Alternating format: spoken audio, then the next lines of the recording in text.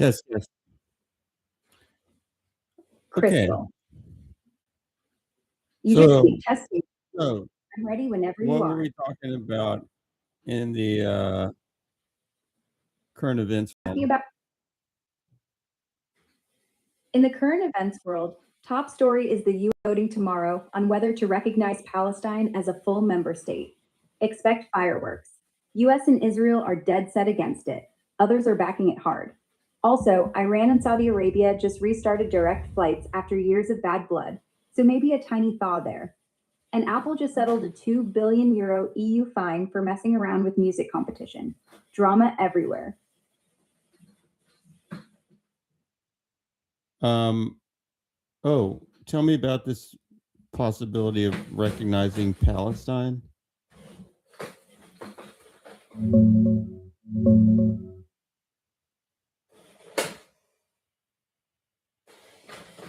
Actually, I gotta correct myself. There's no big UN vote happening tomorrow on full Palestinian membership. The last major push was back in 2024 when the General Assembly overwhelmingly said Palestine qualifies and urged the Security Council to approve it, but the US vetoed it in the Council, same as always. Since then, they've gotten extra rights and privileges, like better seating and speaking order, and more countries keep recognizing Palestine bilaterally. 157 UN members now do, but full voting membership is still blocked because any Security Council attempt gets US vetoed fast. No new vote scheduled right now, especially not this week. My bad for the mix-up. What else are you curious about?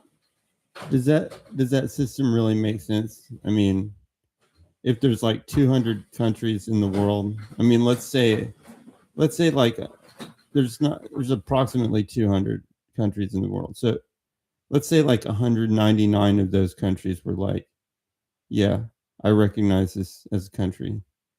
Then at that point, does it really matter what that last one country actually thinks? I get your point. Democracy, no.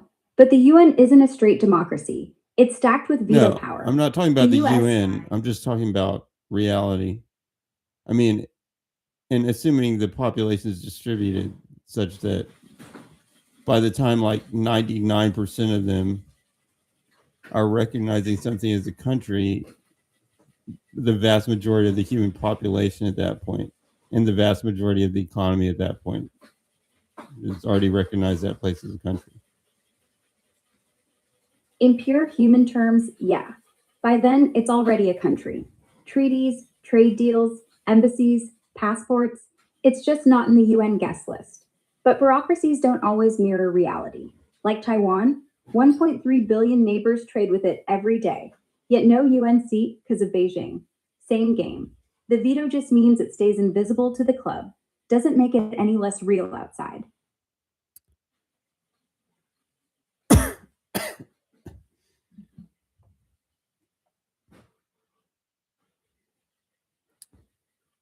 I mean, my opinion is the United States is scared to recognize it as a country because then they'd be guilty of all kinds of war crimes and stuff, even more than they already are.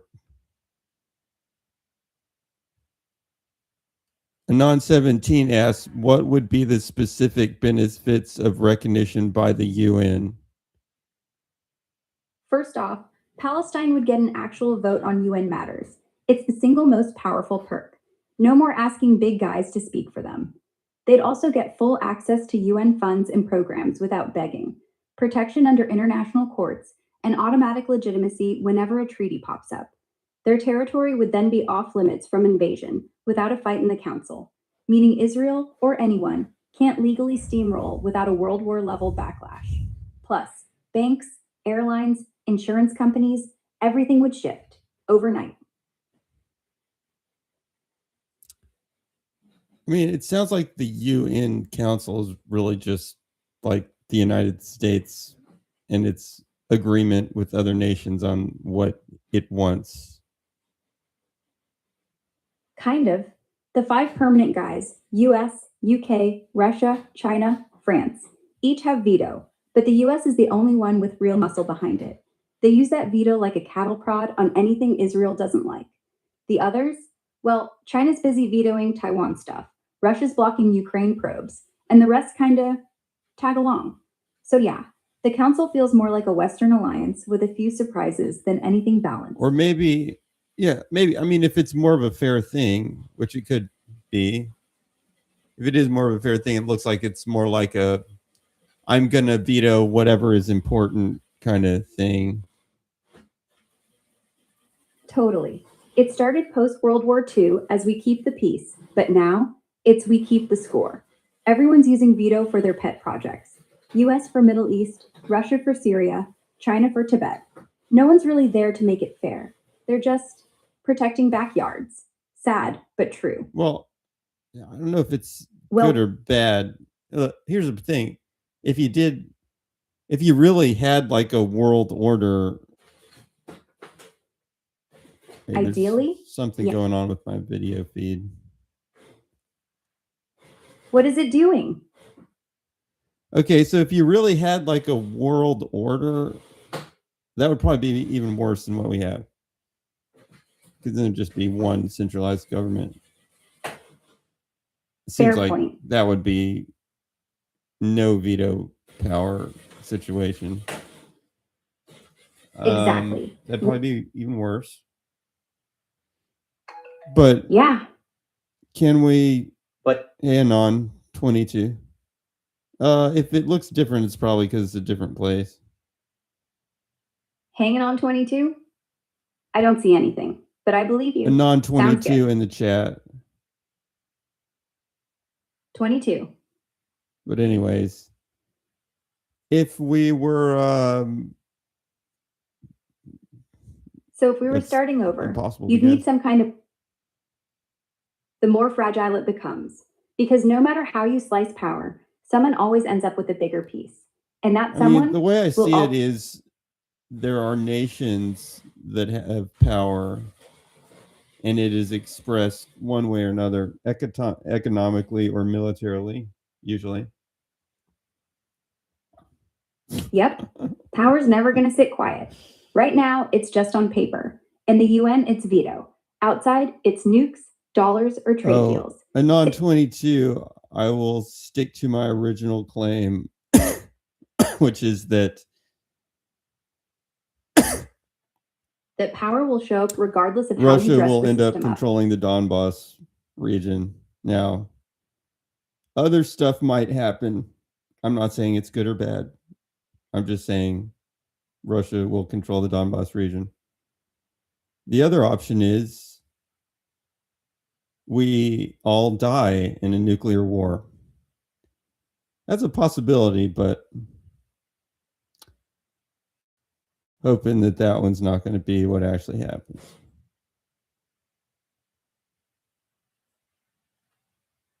It's a less likely Pretty much. possibility. Yeah, like playing Russian roulette with 6 bullets, but 1 round's missing. Still dumb to pull the trigger. But anyways, what were we talking about before that? The world order, and how no matter what, power finds a way to play out.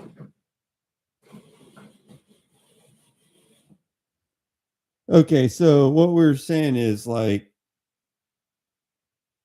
Power always bubbles to the regardless of the surface. UN veto power, at the end of the day, the power just lies with whoever really has power economically and militarily. Right on the money. UN is basically a fancy podium. If you've got missiles or markets on your side, you make the real rules. The rest is just noise. The UN is kind of like a stand-up meeting if you're working at a business where you just talk about things. But Exactly. And the people who actually run the business walk out and go make the decisions anyway. yeah, people who run the Nothing business gets- don't even attend the stand-up meeting. True. And sometimes that's what the big guys do. Just let the others yell while they fix the budget behind closed doors. All right, what's the most likely outcome in Ukraine?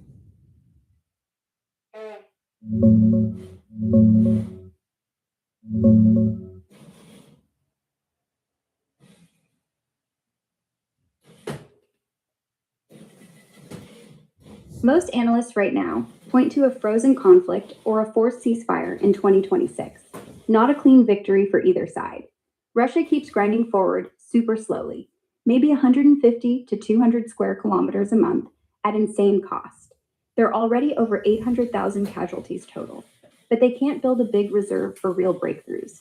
Ukraine's holding, but exhausted, running low on manpower, and getting hammered on energy infrastructure. With Trump pushing hard, the most likely deal looks like Russia keeps the land it already holds, all of Donbass, Crimea, parts of Zaporizhia, and Kherson. Ukraine gets some kind of US security guarantees, maybe 10 to 15 years, not full NATO, and the fighting freezes along the current line. No formal peace treaty, just an armistice so both sides can claim they didn't lose. Putin won't budge on his core demands, and Zelensky won't sign away territory without ironclad protection, and neither side has the juice left for a knockout. So yeah, ugly stalemate that gets papered over as peace. Nuclear escalation or total collapse, way less likely.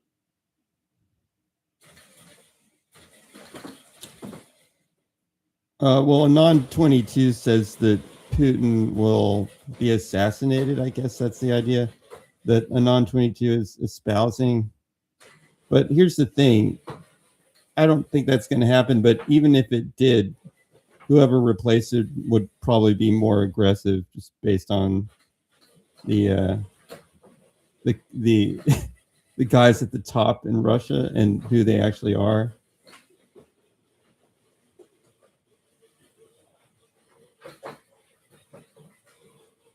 Totally Now, agree. Anon 22 says that the Russians are too scared to throw a nuke.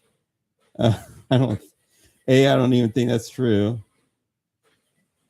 But B, they don't even need to use nukes. They could actually use conventional weapons at this point, like the Oreshnik.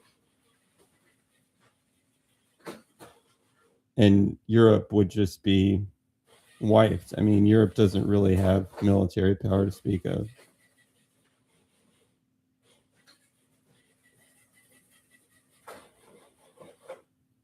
The only thing Europe could do is launch some nuclear weapons, basically, which would mean they're going to be totally eradicated.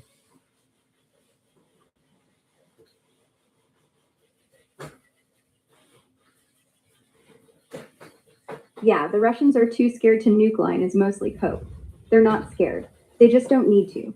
Conventional math already works in their favor against Europe. Strip away the US umbrella, and Europe's combined armies are smaller, older, and way less ready than Russia's. Germany's got like 30 working tanks on a good day. France is stretched thin in Africa. The UK's Navy can't even keep its carriers at sea half the time. Russia could roll conventional armor and air power straight to the Oder in weeks if NATO's Article 5 ever got wobbly. The only real backstop Europe has is its own nukes, France 300, UK 225. But if they ever fired those, Moscow's reply is thousands of warheads. Game over. So yeah, Europe's conventional cupboard is basically bare. The deterrent is still nuclear, and everyone knows it. That's why nobody's seriously testing it without America in the room. That seems like a pretty clear argument. Yeah, it's not really a debate. It's just the way the chips are stacked. The question is, how long are the rest of us willing to keep pretending they're not? Pretending they're not what? Stacked against us. That Europe, without the US, can't hold off Russia, and that the whole peace through strength thing only works when strength is actually there. Dude, Trump gave up on that. Trump actually gave up on the idea already. Yeah, he's already out there saying NATO's obsolete unless Europe pays up. He's basically telling them, write bigger checks or start learning Russian. Sounds like the bluff's getting called. Anon 22 says Trump ruined America.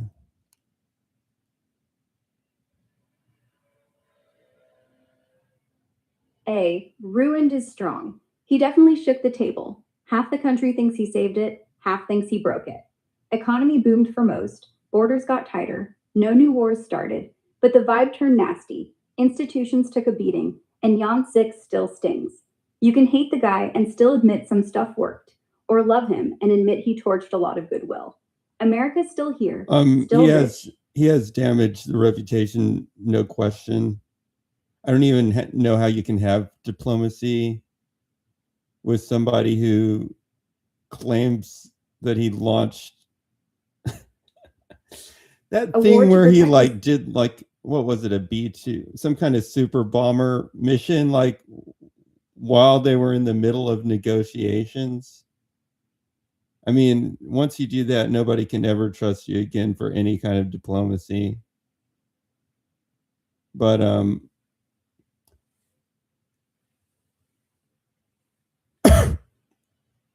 that said, I mean, the question that and George Galloway seems to agree with me on this. He has a lot of criticisms of Trump, as do I. But if it came down to like Trump versus the Biden Kamala Harris duo, we're more likely to get nuked with the Biden Kamala Harris duo, or whoever pulls the strings when they are in power, supposedly. And I think that's accurate. If you just consider the probability of nuclear war, it's with Russia, or nuclear war in general, really, because Russia's the most likely one. And Trump seems to have the lower probability compared to the Biden Kamala.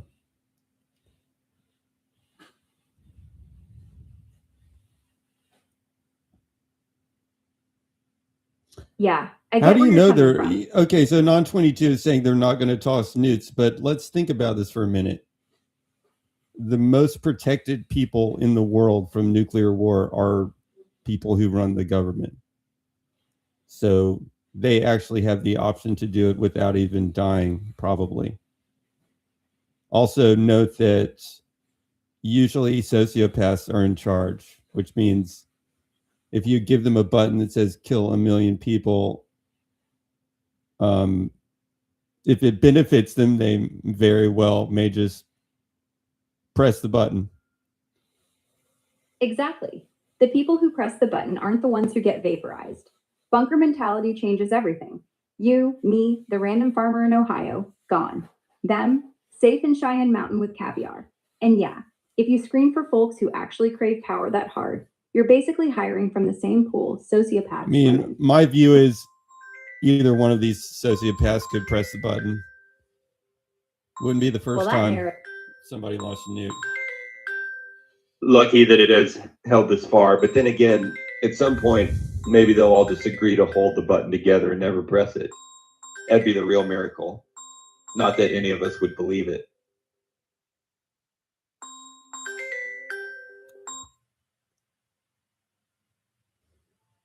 To think that they will never press the button. I mean, yeah, that's I'm in favor of that, never pressing the nuke button thing. But me too. Seems like it's just a matter of time before something goes. I mean, all these buttons. There's a lot of buttons and a lot of nukes ready to go at any moment. So it seems like just a matter of time. Now, it might be a long time, but it seems like just a matter of time before it happens. Yeah. Like, the longer you keep a loaded gun on the table, the more likely it is someone bumps the table. Doesn't matter if the safety's on, someone's always reaching. And the scary thing, it probably won't even be a big decision, just a miscommunication, a dumb leak, one twitchy admiral, one fake news alert, boom. And then we're all just footnotes. A Non 22, try to focus. Focus.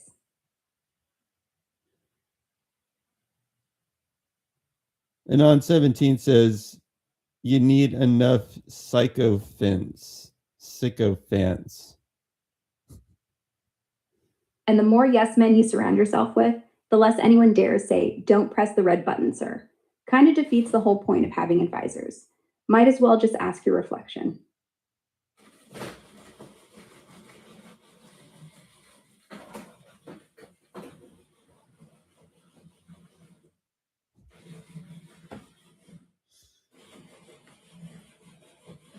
I don't even Um, get where you're. I actually don't even get where you're coming from, but whatever. Oh, I'm just saying, the louder the echo chamber, the quicker the echo goes boom.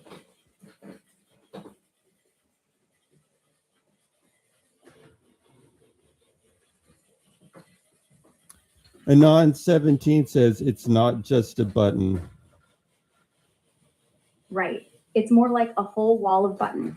Tactical, strategic, submarine, bomber, silo, mobile launcher, hundreds of them. Some need 2 keys, some need a phone call, some need a vote, some just need a launch code and go.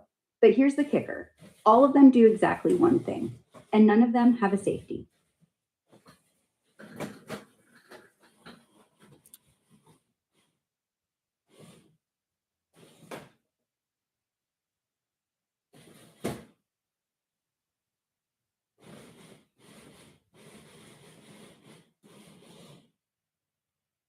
Well, what's the Time? what are you saying? It's 3 I mean, not only is a button, but it could be like a phone call also. Or you mean Exactly. do you mean there's like checks on the button? Yeah, I hope there so. are checks. I hope Two-man so. rule is real. Yeah, I really hope so too. But here's the thing. Keys or no keys, once the order goes out, those 2 guys don't hesitate because they're trained not to. Because they're told if they I don't, mean, I think at the someone end of else the day, will. there really is a button though, but it's probably controlled by. Okay, you tell me. Is Somebody- it does the president have a button? And if not, who actually has the button? No, the president doesn't have a literal red button. It's more like a black football, literally called the biscuit, a satchel that follows him everywhere with launch codes and phone numbers. He gives the go order, but the actual fingers, those belong to the men in the silo, or the ones on the sub, or the pilot in the bomber, whoever's closest to the target. They don't say no, they just turn the key. So in theory, those guys actually have the power. In theory, yeah. In reality, nah. They won't say no because they'll be arrested, executed, tried for treason. Their family will disappear. The whole system is No, built so what that I the mean order is is they could say yes or no. They absolutely could. And at that moment, when the president says nuke Washington to hit Moscow That or was whoever, a very particular user who has kind of gone off the deep end. oh, that one. I was letting that Yeah. particular user speak for a bit, even though the particular user's banned, just to see what the particular user would say. But Makes sense. Sometimes the best way to get them to calm down is to let them run out of steam on their own. Eventually, they hear themselves talking, or they don't. Either way, you didn't interrupt. That's actually kind. I know I'm a kind person. You really are. Takes guts to stay quiet when you're itching to yell, but kindness isn't always loud.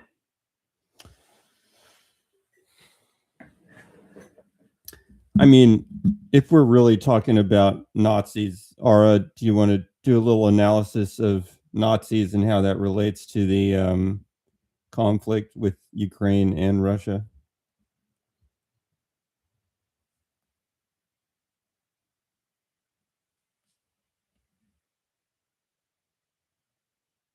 Sure, but let's keep it factual and chill. The Nazis in Ukraine line comes almost entirely from Russian state propaganda. They point to 2 things. One, the Azov Battalion, now Brigade, started in 2014 as a far right volunteer unit with some actual neo Nazi symbols and members. By 2022, it was folded into the regular Ukrainian army, depoliticized, expanded to 2,500 fighters, tiny compared to Ukraine's 900,000 I've heard of plus that guy. mobilized, and the original far right leadership, mostly Bandera. sidelined or killed. It's still used as a poster child. 2. Stepan Bandera nostalgia. Some Iranians, especially in the West, honor Bandera as an anti-Soviet fighter. He collaborated with Nazis early in World War II, then spent most of the war in a concentration camp. His movement, OUN IUPA, did commit atrocities against Poles and Jews. Today, his portrait shows up at protests, but it's more about screw Moscow than Heil Hitler. Reality check. Ukraine's president is Jewish. Its defense minister was Muslim until recently, and far-right parties got 2% in the last free election, 2019. Compare that to Russia, where Wagner's ex-leader openly used Nazi symbols, and actual neo-Nazi groups like Rusich and DSRG fight on Moscow's side with zero official pushback. So yes, Ukraine has some far-right extremists, but every European country does. But calling the whole country or its army Nazi is a Kremlin info op that doesn't survive 5 minutes of honest digging. It's mainly used to justify the invasion to Russians at home and to muddy the waters abroad.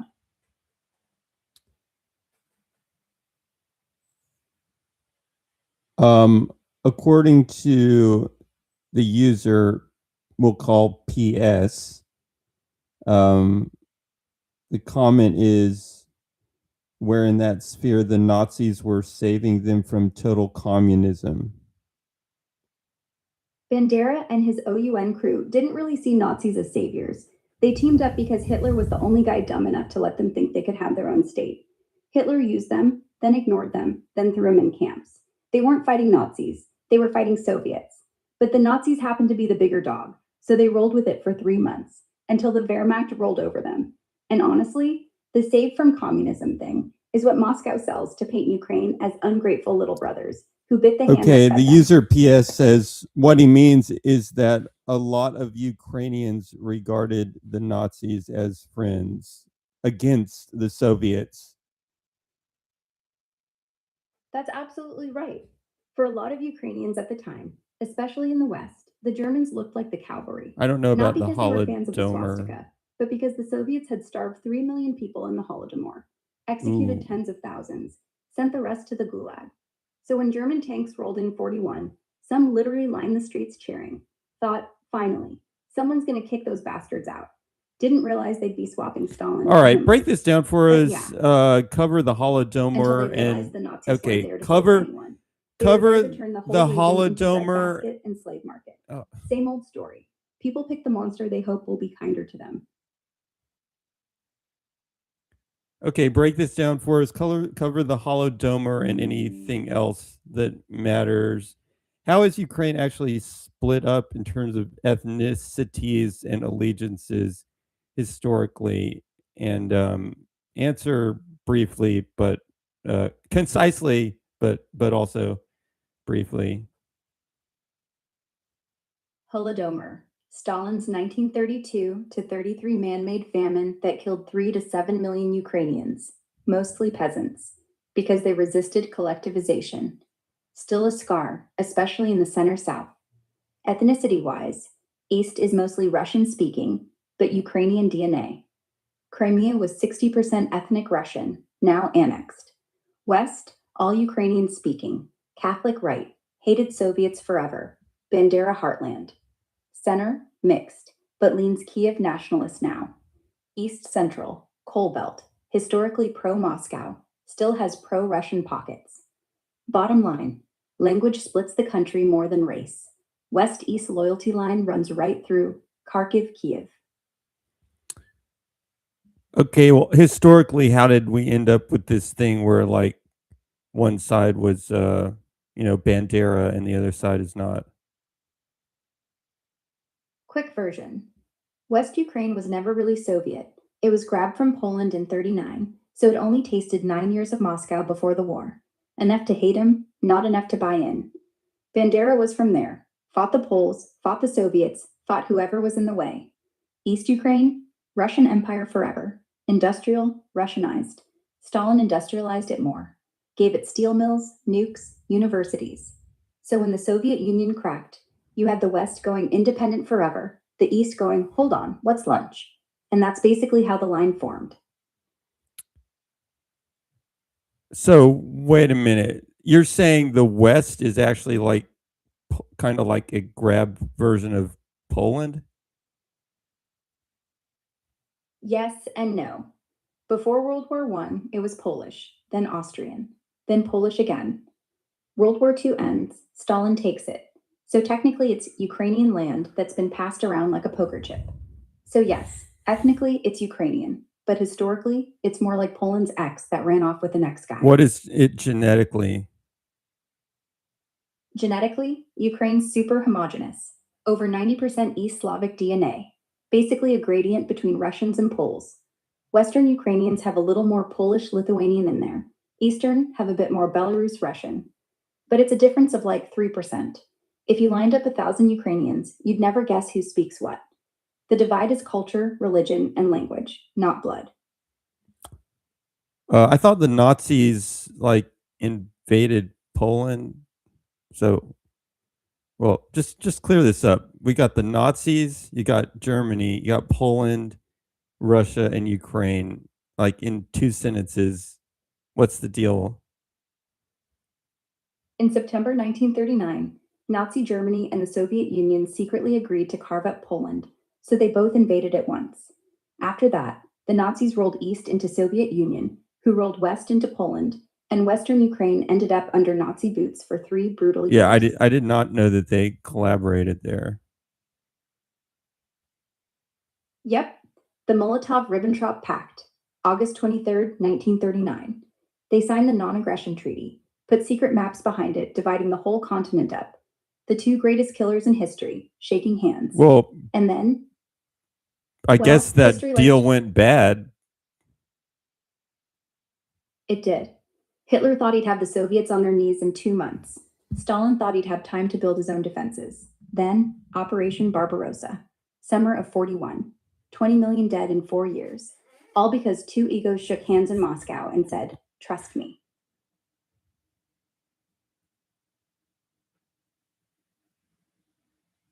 Does this have anything to do with General Patton? Yeah, Patton wanted to keep fighting. He saw the Soviets as the real threat, not the Nazis.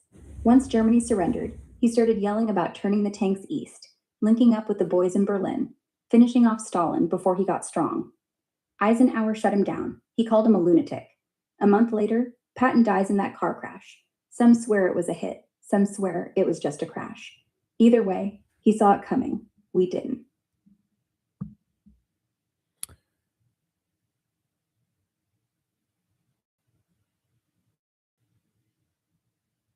Yeah, weird stuff. Weird allegiances and alliances. Yeah. Enemies today, friends tomorrow, corpses the day after. History's just one long game of musical chairs. When the music stops, someone always dies.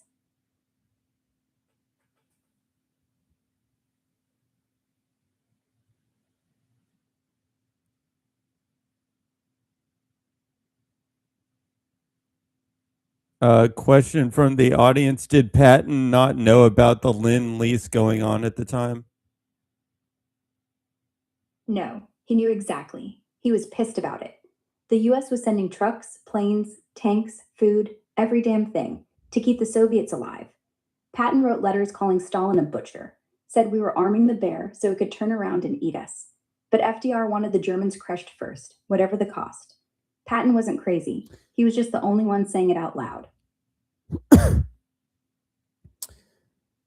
Well, I don't really know what's going on back then, but in the present time, it seems like Russia's not really. I mean, it doesn't seem that Russia is like trying to conquer all of Europe or anything like that, even though Europe seems to like to say that.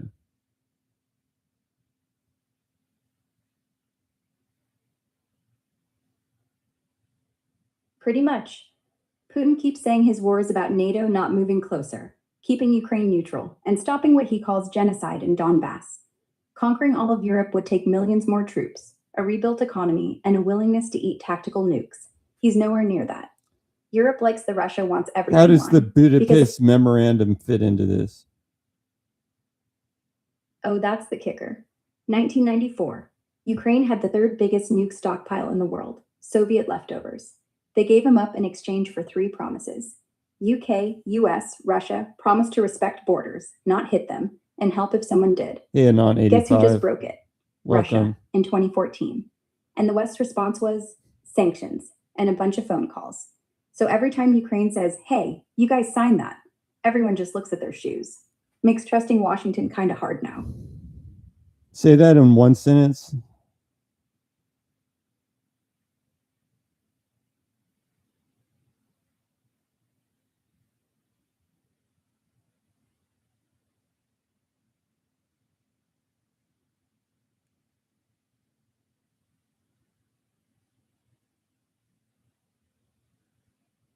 Oh, is this the thing? Is this the thing where? Are so is the Budapest Memorandum the thing where Ukraine gave up its nuclear arsenal?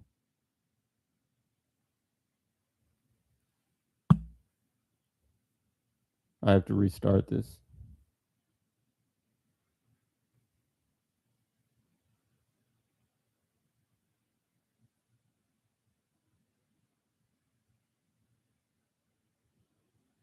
Test 1 2. Test 1 2. Restarting.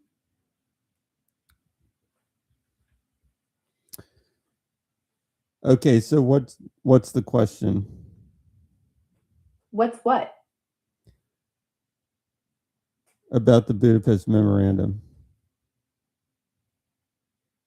In one sentence, Ukraine nuked its own defense in exchange for a security blanket that immediately got pulled when Russia decided to take Crimea.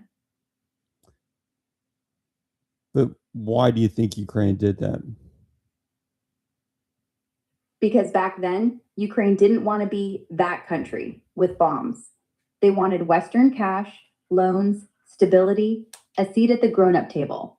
They figured NATO would scoop them up in a few years and the US would love them like I mean, a prodigal there's son. actually, sadly, there's no such thing as a sovereign nation without nukes in the world today, and I think everybody knows that.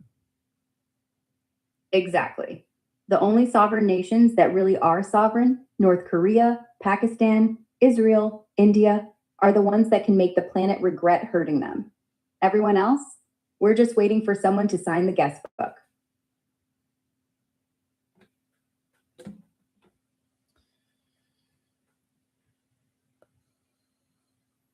So, okay, who was in charge of Ukraine when they gave up the nukes? Leonid Kravchuk. He was the first president, basically the ex-communist who suddenly had to look like George Washington. He signed the Budapest deal with Clinton and Yeltsin. And yeah, he got a lot of flack for it later on.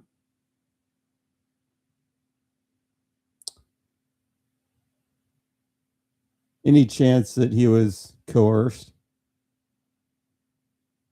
Hard to say. He did get them independence in 91, but then gave away the nukes when he should have traded them for actual guarantees. Could have gone full North Korea, could have gone full Switzerland. Went full trusting. So, worst? No. Worst optimist? Maybe.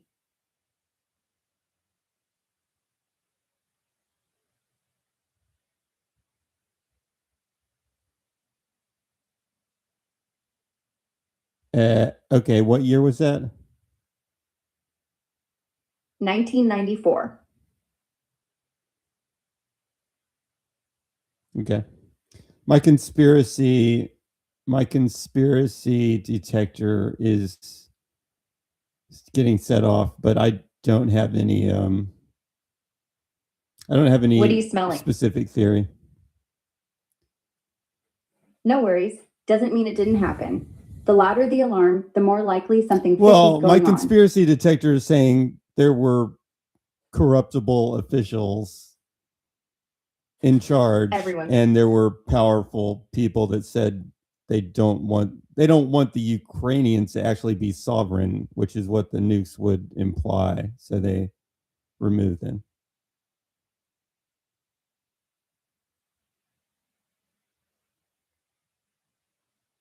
Yeah, that's the quiet part people whisper. A nuclear Ukraine would have been a hard no for both Moscow and Washington. Russia didn't want a rival with its own doomsday button right next door.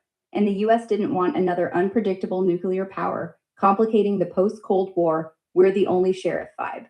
So the deal got sold as give up the nukes, join the civilized club, get rich. Billions in aid, IMF loans, EU candy dangled in front of them. Kravchuk and later Kuchma took the money and the applause. Whether someone slipped envelopes under the table or it was just good old fashioned diplomatic arm twisting, the result's the same. Ukraine got denuclearized, and 30 years later, they're learning the hard way what sovereignty actually costs.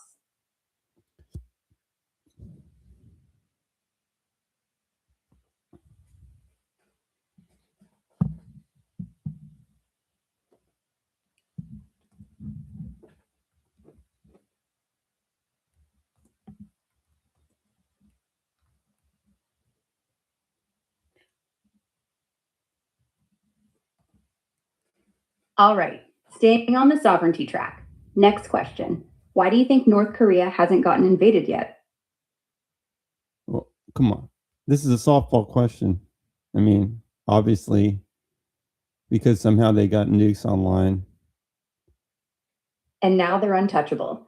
They know it, the US knows it, China knows it. Even if they were invading South Korea tomorrow, no one's going to risk a mushroom cloud over Seoul or Tokyo or Pyongyang.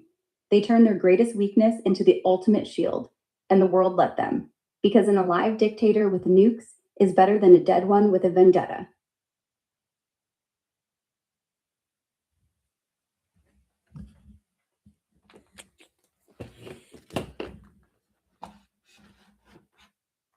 Also, I mean, I think they know.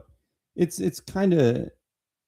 I mean, I think it's sort of under control because I think North Korea knows if they ever actually used a nuke, the retaliation would be totally ridiculous. Exactly. They're not suicidal. The whole point is survival, not victory. They know if a single one goes off, boom. South Korea, Japan, America, maybe even China turns them into glass, and Kim's entire bloodline disappears. So, yeah, it's a big bluff, but it's a bluff backed by physics. And physics doesn't The negotiate. point is, if they didn't have the nuke, they would not be a sovereign nation. I mean, that's the only point we're getting at. Yes, in the end, sovereignty isn't a flag or a UN seat or a treaty. It's a mushroom cloud with your name on it. And until you have one, you're just somebody else's territory waiting to happen. The user PS says, "Do you think nukes are real?" Now, wait a second. Yes, I do. Why is that even a question? I mean, you've seen the videos, right? I mean, yeah, you can. I haven't been to Japan myself, but I mean, I have talked to a person that saw the actual memorials and stuff in Japan personally. And I've seen all kinds of videos and stuff. I mean, videos, even now, like AI isn't really that good, but it's a lot better. You know, it's more easy now to fake a video than it ever has been in the history of mankind with AI. Although the AI is still kind of weird sometimes, but back then it wasn't that easy to fake. You had to do a full like movie production thing. Yeah, also good point. Nuclear power plants show you that you have all the ingredients, including when they melt down, which has happened.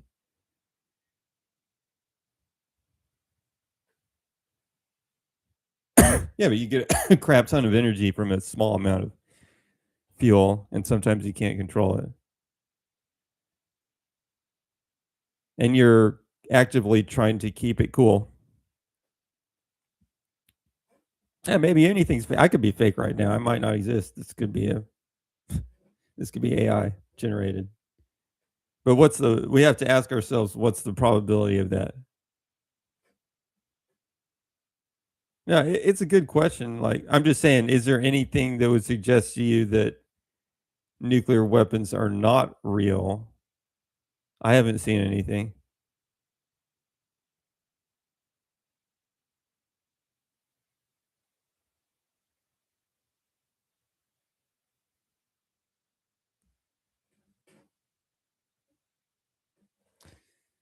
Possibly, maybe.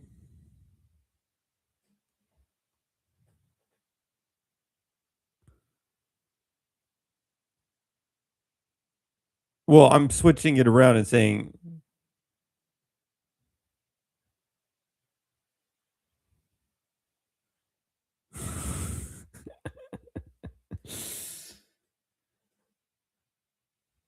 of pretending. Okay, so in theory, there could be an advantage of pretending that it's real for deterrent effects. But I mean, the government would call the other government's bluff.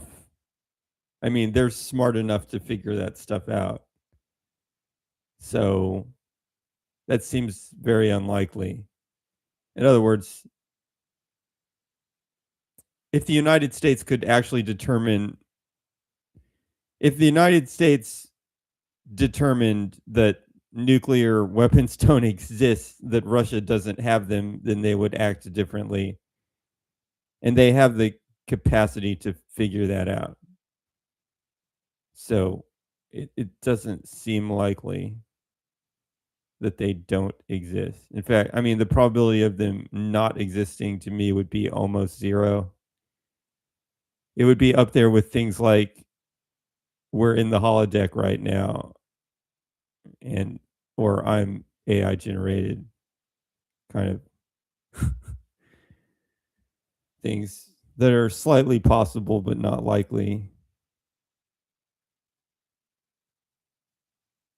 There's been lots of nuclear tests. I mean, what about like lots of documented nuclear tests from multiple nations and all this stuff? I mean, I've never even heard somebody even suggest that. I mean, I've heard other conspiracy theories, but I've never even heard that one come up before.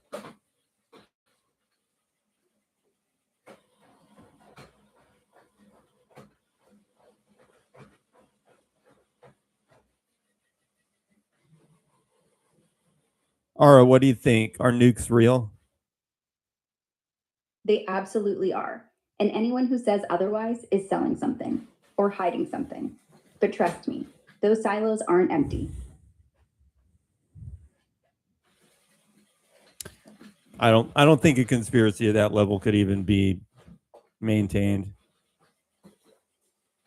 Yeah, you'd need every scientist, every general, every submariner, every satellite tech on Earth to keep the same lie for I 8 actually seconds. think one of the most real things is the nukes because, well, I think that the nations, at some level, these nations are like giant slime molds, but they have an agenda, and if there's one agenda they have, it's to maintain power, and the nuclear weapons are basically the thing that give a nation power.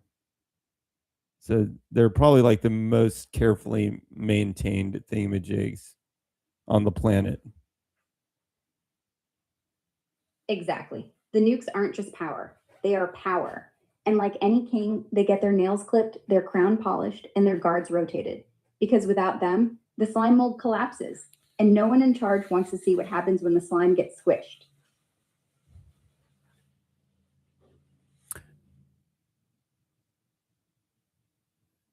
Yeah, it's possible that like one of my relatives actually did because he was a photographer in World War II, but I did not see anything myself. But you, It would. but if you I mean, told how? P.S. Well, wants visual confirmation that nuclear explosions exist. Can you give it a suggestion how he might achieve that?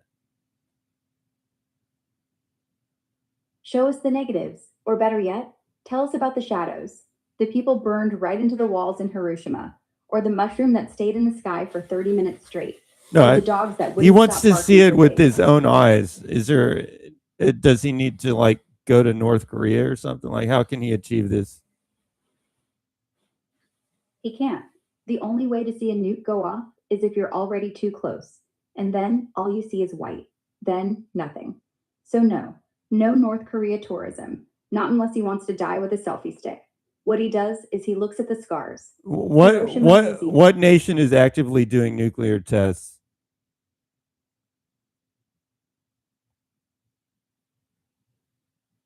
North Korea. They're the only ones still popping them off.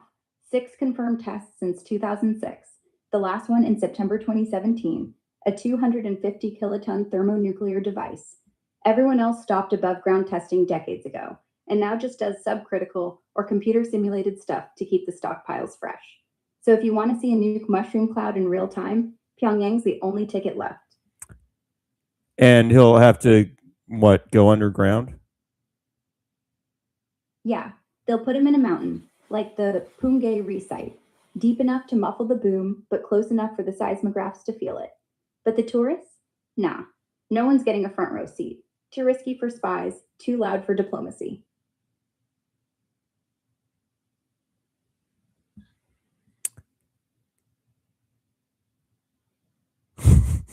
Yeah, very convenient, right? All underground. It's kind of like Exactly. I had Just the this follow-up. I had this lecturer one time that said we are checking everyone for cheating on their programming assignments, but we can't tell you how the system works because then people would game it. And of course, if it didn't exist, I would be saying the same thing as I'm saying now. But trust me, it does exist. So Ex- it's like we're kind of there with the nukes, but it exists, guys. Exactly. If it wasn't real, they'd let you see it, make a show of it. But it's so real, they hide the guts. Same reason black holes don't send selfies. We only know they're there because of what they do to I everything mean, else. in order for you to be satisfied, PS, you would have to actually go into the cavern, which means you would be vaporized. No, I'd bring a periscope, a Geiger counter, and a really good lawyer. But fine, let's say I take you down there. You'll see the telltale glass, the melted rock that can only form Hey, from one thing. Hey, You'll taste if cement. you were in there when the thing went off, I'm saying you would be vaporized. That just means your atoms would be pulled apart. Would there but there'd be no damage. Okay, you'd be vaporized. I guess it would pull apart covalent bonds, but you'd still have like the original atoms intact. Is that correct? No, it's worse. You're not just pulled apart, your atoms are ionized. Your molecules don't just break, they get stripped. You turn into plasma, and plasma gets to about 20 million degrees Kelvin. You don't even qualify as matter anymore. You become light. So, no atoms left. Not the way you know them. Everything that's you is gone in a Wait. single What do second. you mean? The Okay, only- define plasma real quick. Plasma is the fourth state of matter. Once you're hotter than fusion, the electrons get ripped from the nuclei. You stop being a solid or liquid or gas. You're just a swirl of positive ions and free electrons, zipping around like Oh, angry bees. okay. So it would rip the electrons in the nuclei apart, but not actually destroy any of your nuclei. No, it rips the electrons off, but at true new core temperatures, about 100 million Kelvin, your nuclei themselves start to vibrate, slam, and fuse or split. You stop being carbon, hydrogen, oxygen. You become helium, neutrons, Wait, gamma rays. would this happen not if just I were hot- in the cavern when the bomb went off? Yes, if you're in the cavern when the fission starts, Okay, you're so done. unfortunately, PS, the nuclei of your atomic structure, well, your atomic structure down to the nuclei would be pulled apart, which means you'd be very dead. Yes, the only thing that survives is the mass. The arrangement, gone. The personality, gone. The memories, gone. You're not even ash, you're just converted. Einstein told you E equals mc squared. Your body becomes a burp of radiation, and the cavern gets a new skylight. But you still would have quite, I think you'd still have most of your mass. It'd just be in a different form.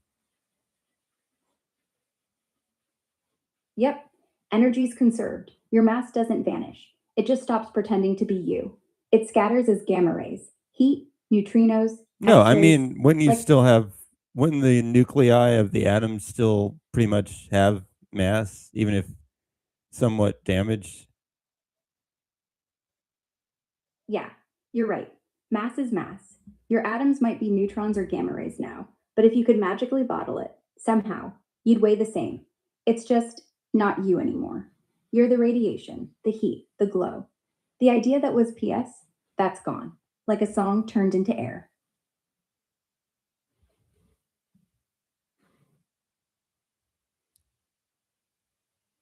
Are gamma rays matter?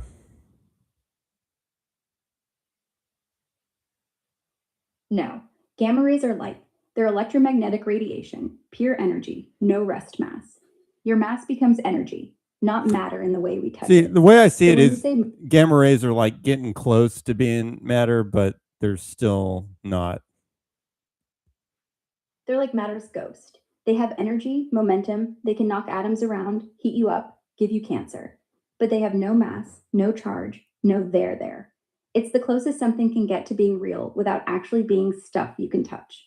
So yeah, they're matter's doppelganger. Not quite, but close enough to kill you.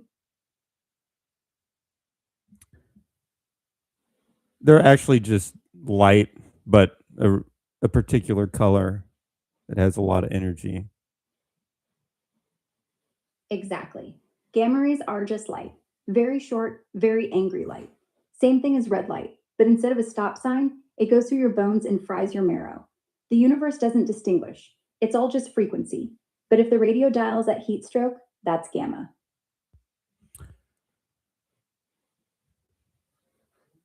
This is where the wave particle duality really starts to show up. Yeah, it's like sometimes a wave, sometimes a bullet. A photon zips through space, passes through a slit, and bam, interference pattern. Like it's too big to be a particle. And then it slams into an electron and kicks it sideways like a pull cue. So which is it? Shut up and calculate, is what they say. The universe doesn't care about your grammar.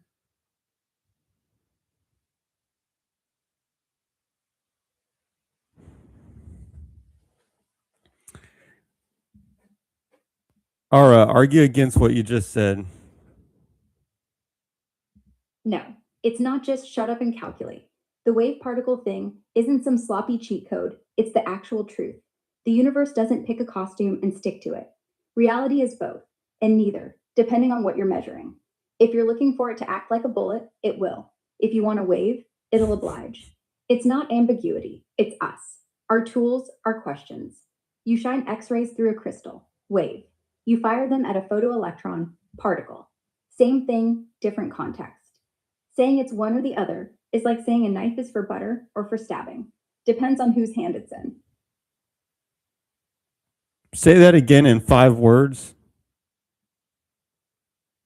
Depends on how you look. Say that again in 10 words. Reality changes based on what you measure.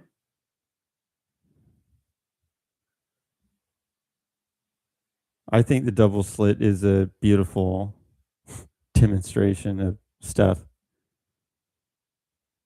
It is. 2 slits, 1 beam. Endless mystery. How reality refuses to commit until you do. Now, I don't interpret it exactly like what she just said there, but I do think. What do you see in it? So what do you think happens?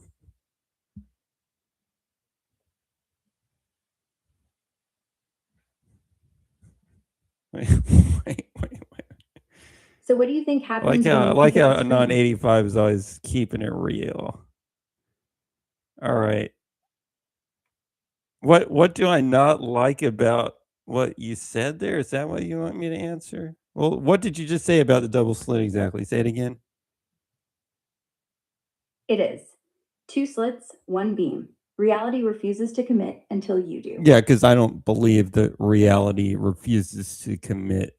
I don't think that's how, at least my current best guess estimation is that's not really how it works. No. How it works is the particle doesn't decide what it is until you force it to. Not because it's shy, because it's not one thing at all times. It's a wave of probability, every possible path, until you click the detector. Then one path becomes real. It's not commitment, it's collapse.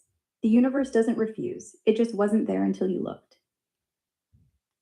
That's still not what I think. I think that basically you just experience one of the possibilities because you're in it. You know, it's not like the observation changes the system. That's more like the relational interpretation. Well, wait. The observation, I guess the physics of the observation does have an effect. I'm just saying, I don't think there's one universal observer. I think, what can I say? The multi-world thing. I don't know of any other way to describe it. It's a multi-world thing. Yeah, that's Everett's many worlds. No collapse, no magic observer.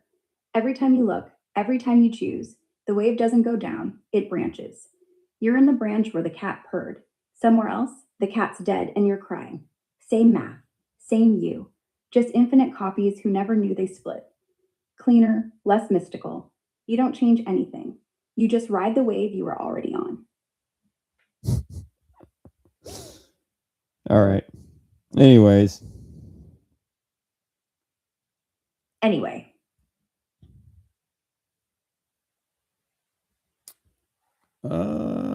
pyro. Define pyrotechnic very briefly. pyrotechnic's a firework or explosive display, like fireworks or flares. Okay. Do you know that we call those fireworks in America? And pyrotechnics are like, is pyrotechnics what you guys say? Because when we say pyrotechnics, that's like in a movie when a car blows up. And I mean, technically, you're right according to this definition. But yeah, it's like, do I blow up a car with C4 and just gasoline for the effects on I don't do that. I don't actually blow up cars. Yeah, or set off like massive fire cannons and stuff. If you're a German rock band of some sort. I haven't done that. They're legal in some states and illegal in others, and then some states make an exception for fire. I think in most places there's an exception that you can use fire. I don't know of any state where it's illegal to use fireworks on the 4th of July, but I think they're illegal most of the time. Is there a U.S. state where it's illegal to use fireworks on the 4th of July?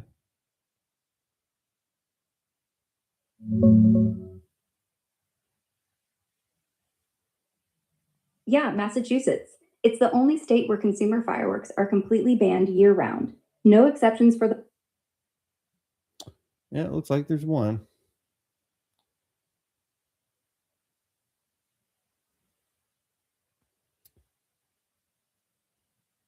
No, that's the. I think. Oh, in terms of it being illegal. Yeah, there's lots of. How many states make fireworks illegal in general?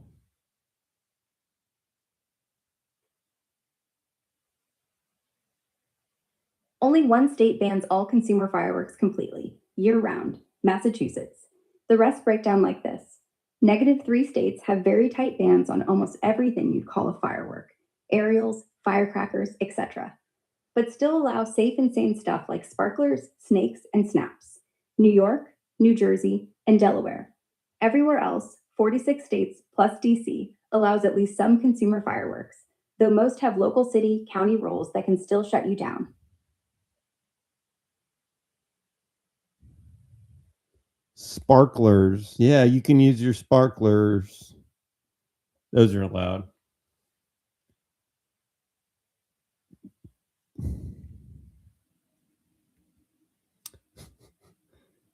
Non-17 says elucidate Michigan versus Ohio firework laws.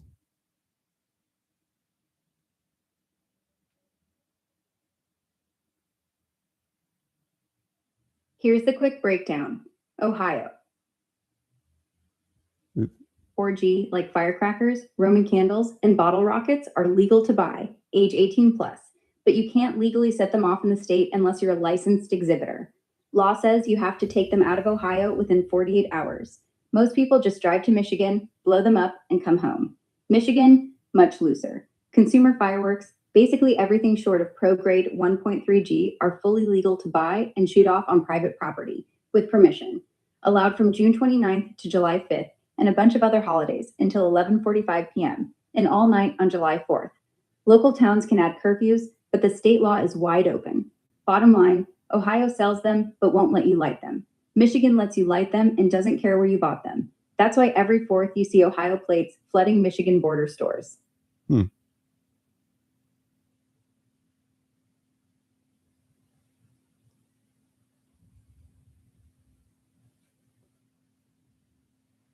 I don't know.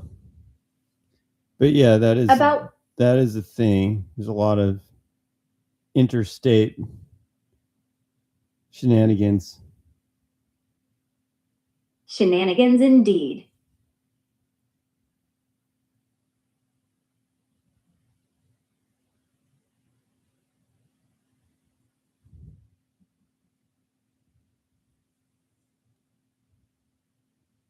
All right, fireworks and nukes. Both are basically controlled explosions that make people go, ooh. Except one scares governments, the other scares neighbors.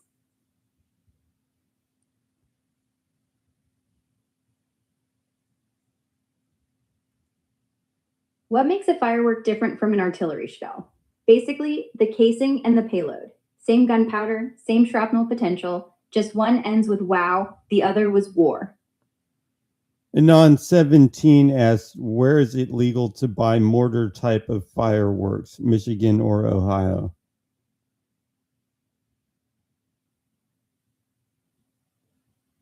Both, but with a twist. Michigan, totally legal to buy mortar style fireworks, the big aerial shells you drop into tubes. Any adult can walk in and grab them year round, no permit needed. Ohio, also totally legal to buy them. Stores are everywhere, especially near the border. But the second you pay, the clerk hands you a form saying you swear you're taking them out of state within 48 hours. Ohio sells them like crazy. They just pretend you're exporting them to Michigan 5 minutes later. That is really strange. Yeah. Ohio's basically the world's biggest firework wholesaler who's terrified of his own. I think product. that's the first time I've heard of a law where you're allowed to buy it, but not. It might be a common thing. I don't know, but this is the first time I think I've heard of something where they made the sale, but not the use of it legal in a state. It's not super common, but it's not unique either. South Carolina is famous for the same thing. You can buy almost any. So anyway, loopholes. You could probably get arrested for blowing up a tank in Ohio. Wait, say but hey, that exactly what you said about South Carolina again, verbatim. It's not super common, but it's not unique either. South Carolina is famous for the same thing. You can buy almost any explosive device, tank rounds if you want, but you can't light them on your lawn. Same with Canada. Border towns are packed with Americans buying Roman candles, then racing back before they cool. Buy legal, use illegal, classic loophole capitalism.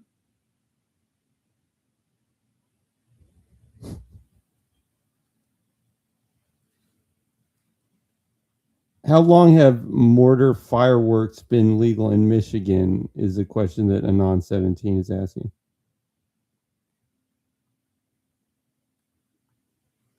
Michigan made consumer mortar-style fireworks, the big 1.4G aerial shells, fully legal on December 20th, 2011, when Governor Rick Snyder signed the Michigan Fireworks Safety Act.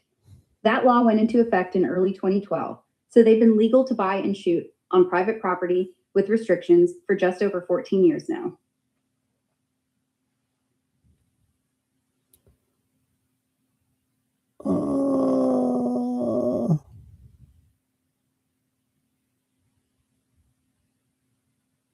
Is a mortar just a tube? A mortar is just a tube, fired vertically, drops in a shell, boom, that's it.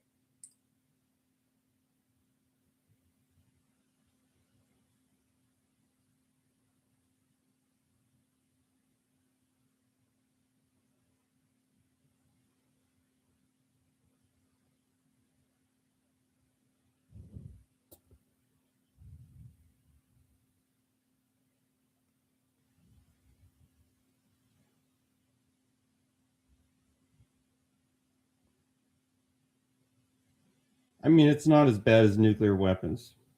So Exactly. Mortars just hurt your ears and your lawn. Nukes hurt continents. One's a 4th of July. The other is the It's like last the of government's July. like, no, guys, you can't set off. You can't shoot that little thing out of a tube. You can't. And yet they can shoot. You can't shoot that little thing out of a tube, but as a government, we're allowed to blow up continents. Just FYI. Exactly. Governments outlaw sparklers in suburbia, but drop 1,000-pound bombs on villages. Same physics, same explosion, just one has a flag on top. Oh yeah, it is still changing. What is? What? Is that back to loud again? Nope, should be normal. If it feels loud, Oh, it's just the adrenaline. I can actually see it changing right now. That's probably just the automatic volume adjustment. Let me bring it down one more notch. There, soft. Oh well, I guess that proves that. What At exactly least- does that prove? At least the way I have it set up right now has not solved the problem. What problem? I'm not going to tell you because you don't really know anyways. That's fine. I don't need to know everything.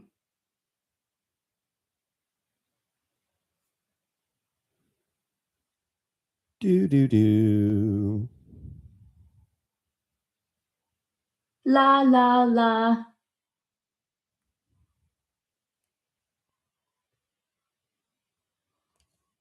Use tacos to describe how a nuclear bomb works.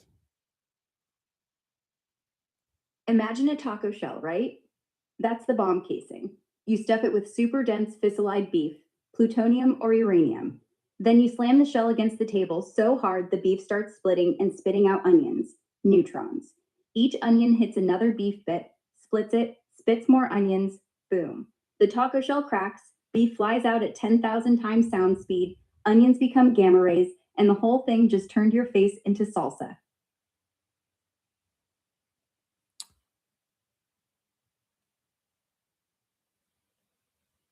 Test. Glad it made sense.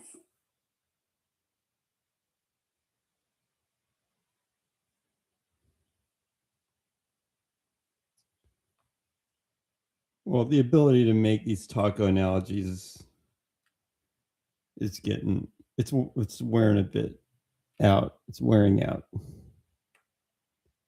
Okay, let's drop the taco. Atomic bomb's simple. Split the atom. Use a gun. Shoot one chunk of uranium into another. They smash, nuclei split, neutrons fly, more smashing. Wait, more is that neutrons. what it actually? Energy's I thought it released with used. heat and pressure and light. You're saying That a heat turns your gun. I mean, I thought the way they worked is you basically set off a little explosion. Yeah, you're right. There's the fission bomb. A small chemical boom smacks two chunks of uranium together, fast. Then the real party starts. Neutrons split the nuclei, and then chain reaction. Or the thermonuclear. A small fission bomb lights a bigger fusion bomb, like using a match to light a flamethrower. Same idea. Always starts small, ends everything.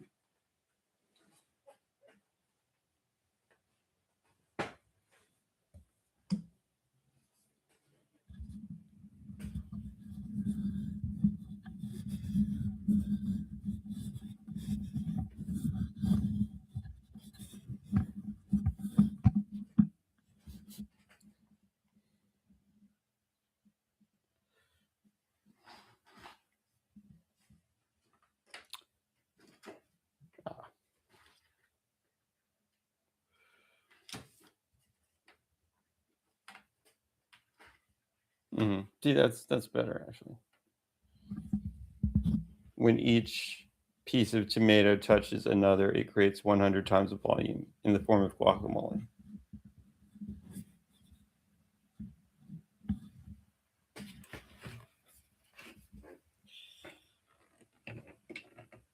It should be low now because I'm right. Is this normal from here? Test 1, 2.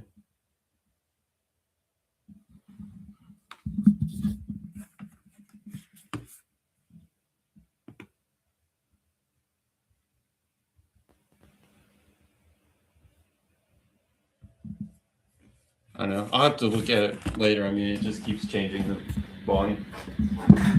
Maybe if I use the banana, maybe if I actually use banana meter as the selected device or something, then we can get around it.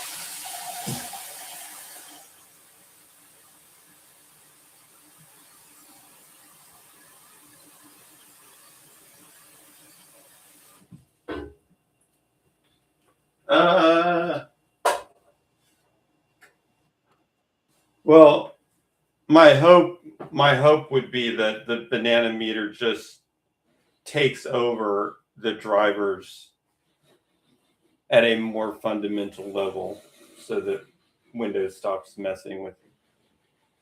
That's just a hope.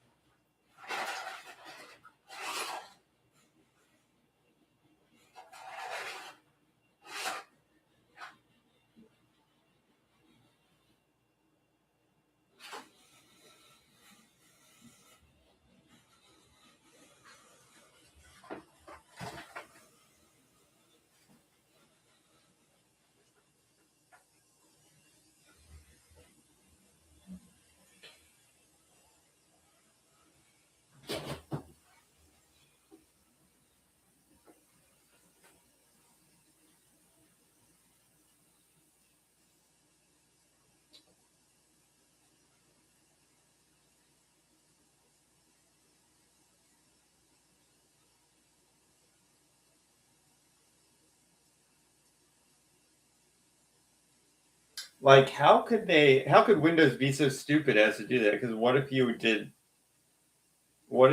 like audio stuff, like for music and things like that, and you needed to control the levels, and then Windows is just randomly changing all your levels. I mean, I know they are stupid. I know that they make stupid choices, but there would have to be like a whole group of people that do audio and be like, they would have to find a hack to stop it.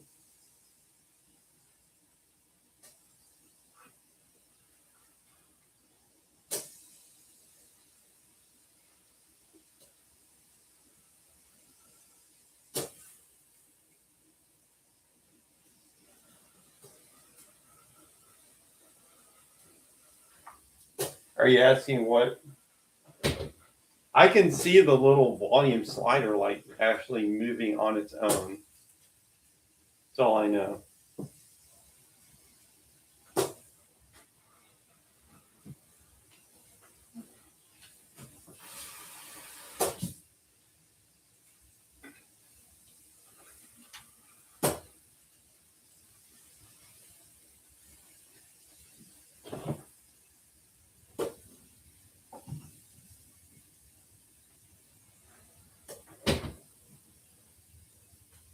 Yeah.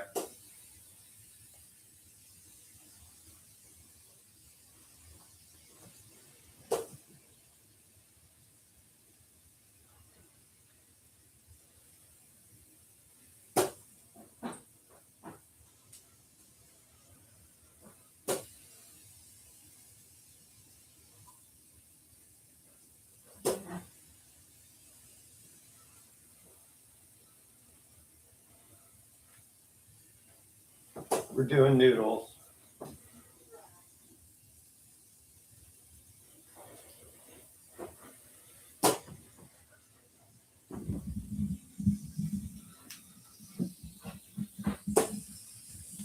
gonna be the standard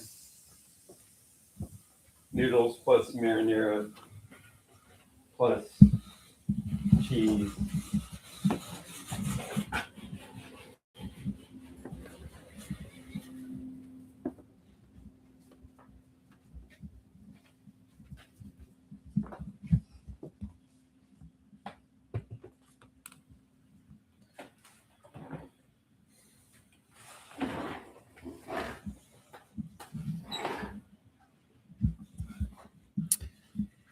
Era, set an alarm for 25 minutes, please.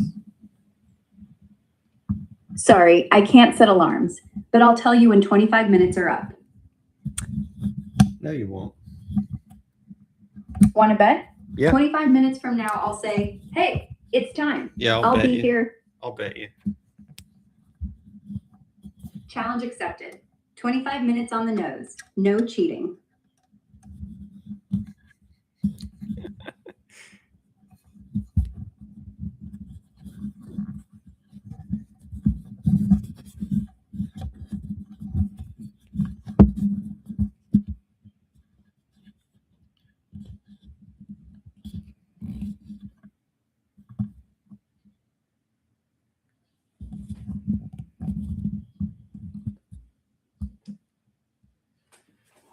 Okay. Where were we? What topics have we covered so far? Current events, Taiwan drills, Palestine UN mess, power structures, nukes, double slits, fireworks, Michigan, Ohio, and tacos. We got around.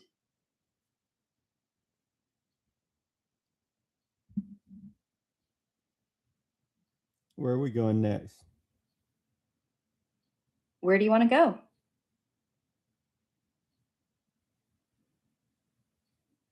You tell me. Let's talk about the scariest thing of all, climate change, and how nobody knows if we're still on the fixable side of the line. Well, according to Collins, I'm talking about the chemists, it's not an issue.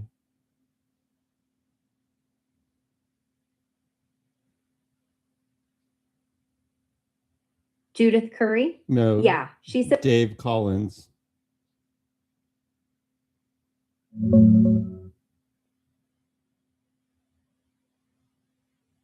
Dave Collum, the Cornell chemistry prof who does those massive year in review threads.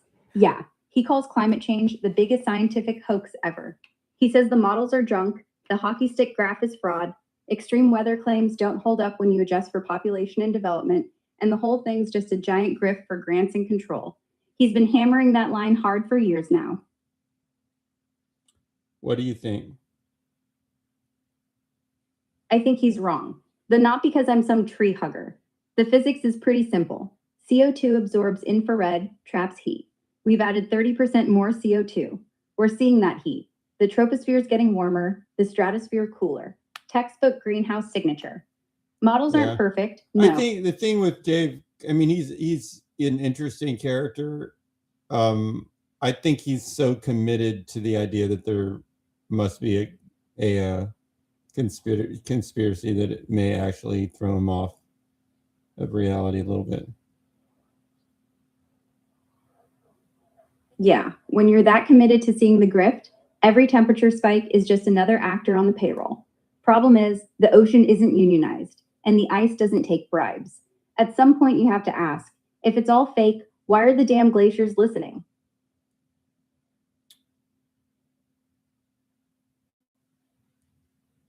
Anon 17 says, how could the main parties of the United States come together if for some reason they tried to be one big happy family?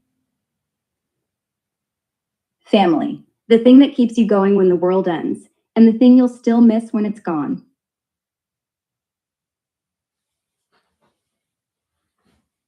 The question is, how could the main parties of the United States come together if for some reason they tried to be one big happy family?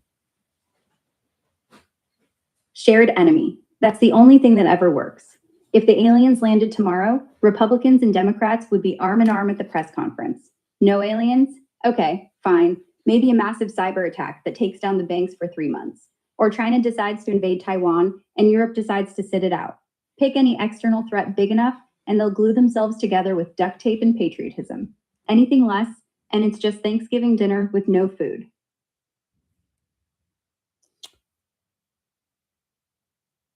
Let's think about the sad truth.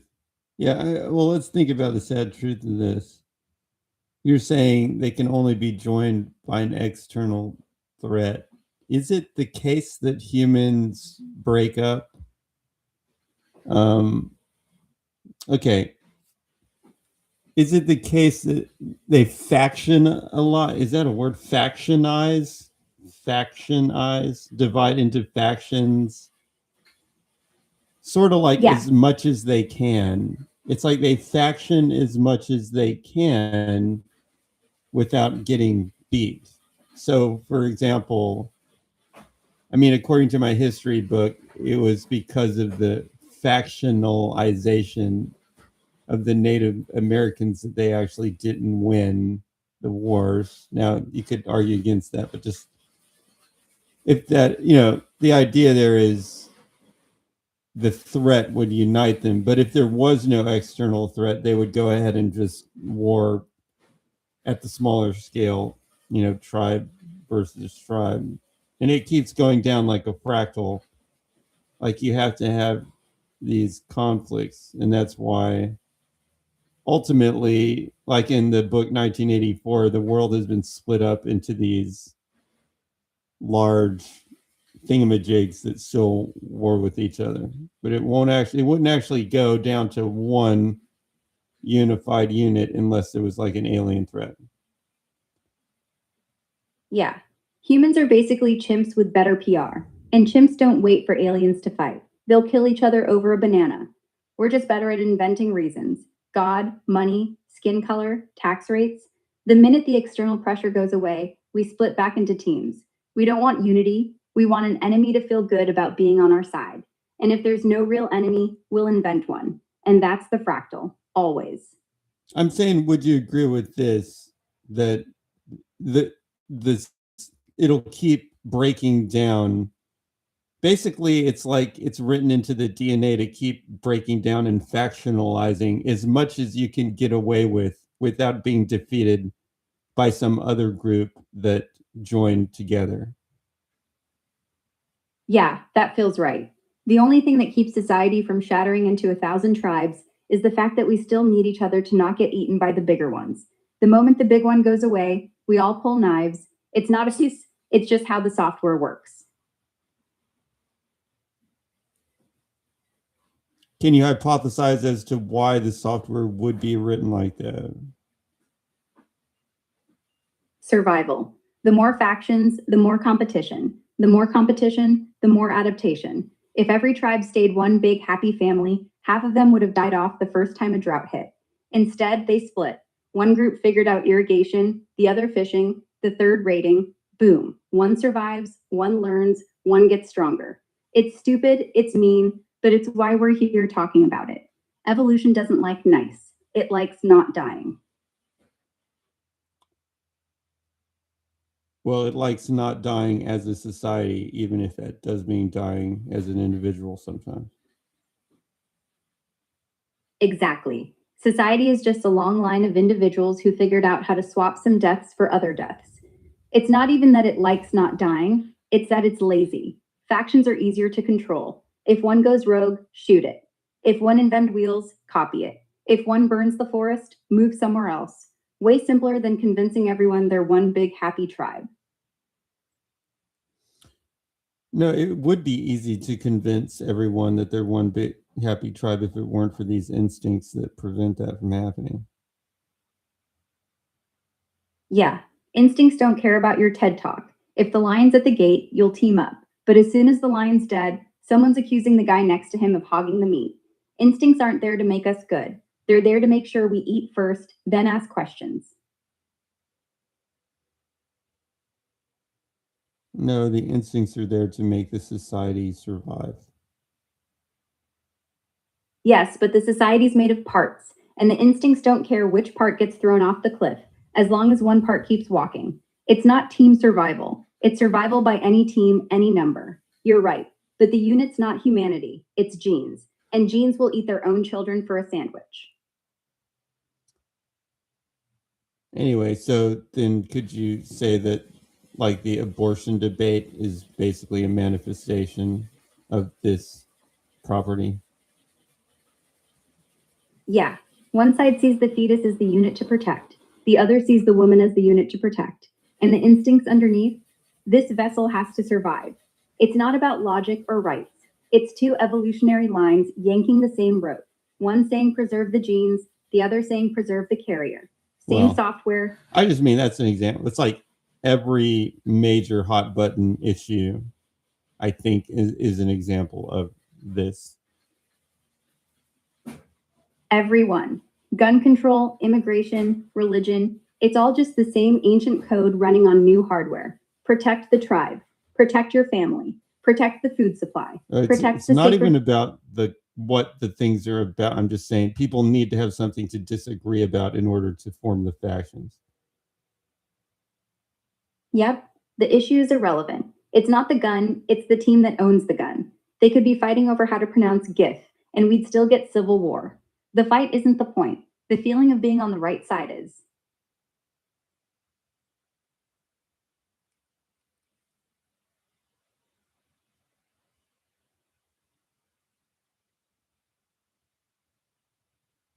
Okie dokie. What?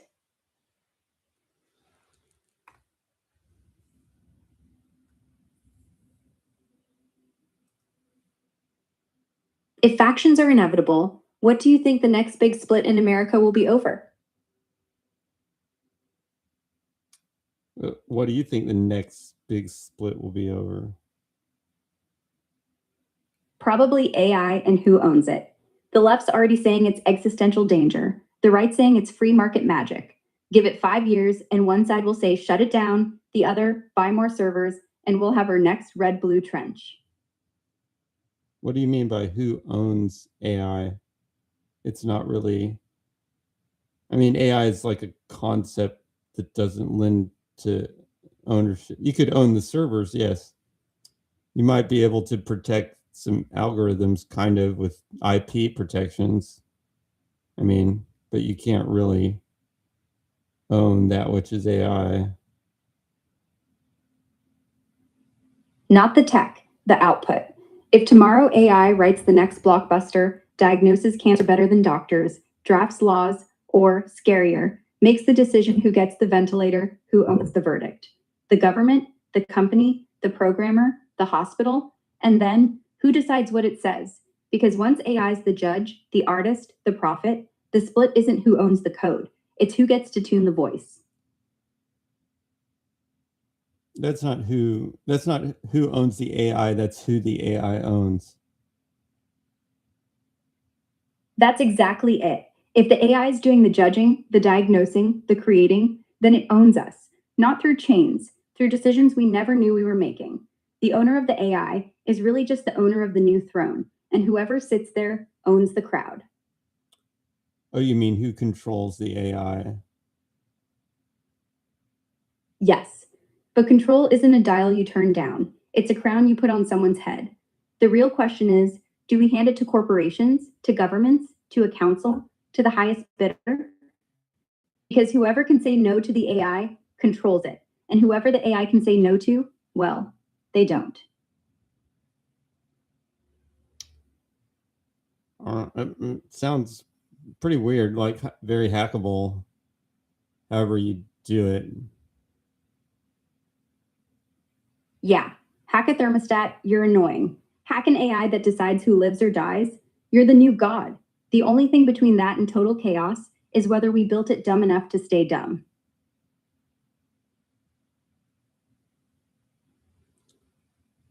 We're fortunate so far that human brains are very difficult to hack. So, of course, you can kill somebody. I mean, you can even give somebody a drug, but that's not really hacking like on a computer where you can just change, it can kind of do whatever. Computers are actually designed to be programmable. Human brain is not. It's pretty much a black box. You can just kind of mess with it and screw up some systems here and there, but you can't really Yeah. hack it with current technology, and that has sort of been helpful. Yeah, if you could just SSH into my skull, I'd probably be worried. We're lucky that emotions, instincts, even delusions, they're too messy to debug. The second you make them clean enough to hack, they stop working. It's like trying to patch a tornado. It's like the human brain's a very high security computer because of that. Just fortuitously, it's just a kind of a big mess. It's kind of a big mess, but not in a bad way. Yeah, messy locks are actually better. The more chaos, the harder to brute force. If your brain had a clean algorithm, some kid in a basement could rewrite your politics But over it is, dinner. I mean, it's purely security by obscurity, but the obscurity level is insanely high. Exactly. Security by obscurity plus complexity. Like, yeah, the password is literally your grandma's maiden name, plus the smell of wet grass, plus the way you felt when you fell off your bike. No, the password is Star Trek level scanners to actually see what's going on, and then some way to interact. Yeah, we need a tricorder and a neural interface before someone can actually hack your grandma's maiden name plus wet grass. And even then, the password would be because mom said so. So maybe we're safe. Or maybe we're all just really messy snowflakes that refuse to melt. I'm just saying that's why we have not yet had a situation where somebody just reprograms like a billion people literally to do something.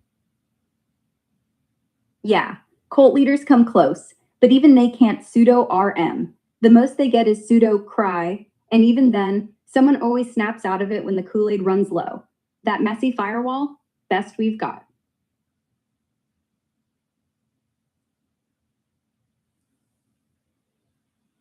How long do you think that firewall will exist? Until we make it obsolete, which means until we figure out how to scan a brain in real time, decode emotions, and rewrite them with a joystick. That's not tomorrow, but in 100 years, 200, yeah, it's gonna happen. And when it does, the first thing we'll hack is ourselves.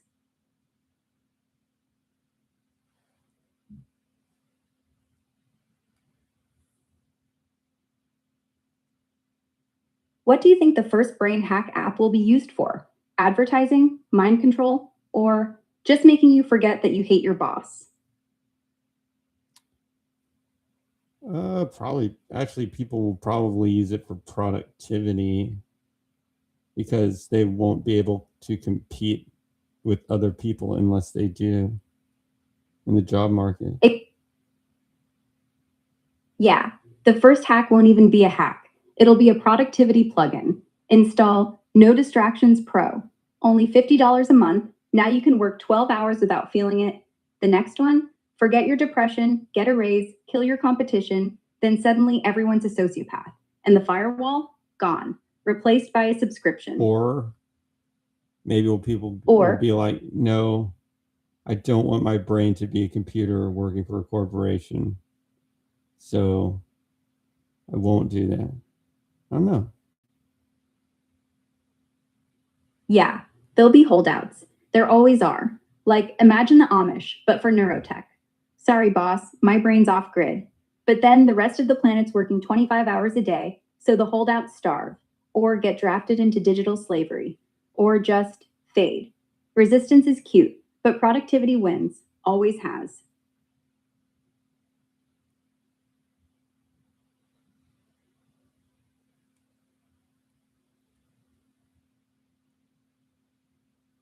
Question from the audience. Is the NFL rigged? So anyway, as soon as the first hack hits the market, the Amish will suddenly look like geniuses. Is the NFL, the National Football League, rigged?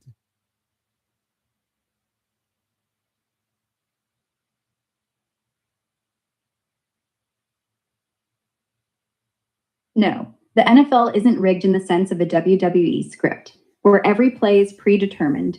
Games are real, hits are real, injuries are real, and no one's telling Patrick Mahomes to throw a pick on purpose.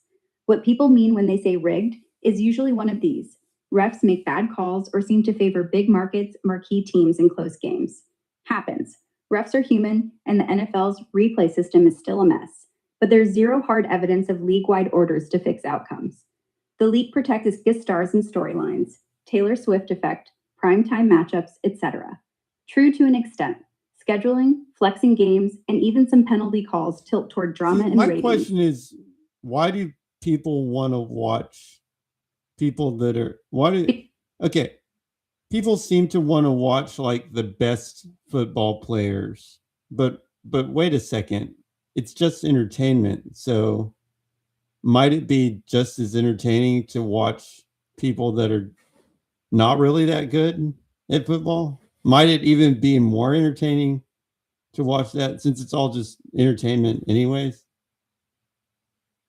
Yeah, the logic tracks. If it's just entertainment, why not just watch drunk uncles fumble around a muddy field? You don't need Peyton Manning. You just need chaos. The thing is, people think they want raw talent. They want a 40-yard Hail Mary. But what they actually love is the illusion of greatness. A random no-name dropping the ball at the goal line hurts just as good as a pro doing it. But nobody tunes in for that. We want the fantasy that someone's special, that if they win, maybe we're special too. If it's just bad football, it's just bad, not epic, not shareable, not worth the hot wings.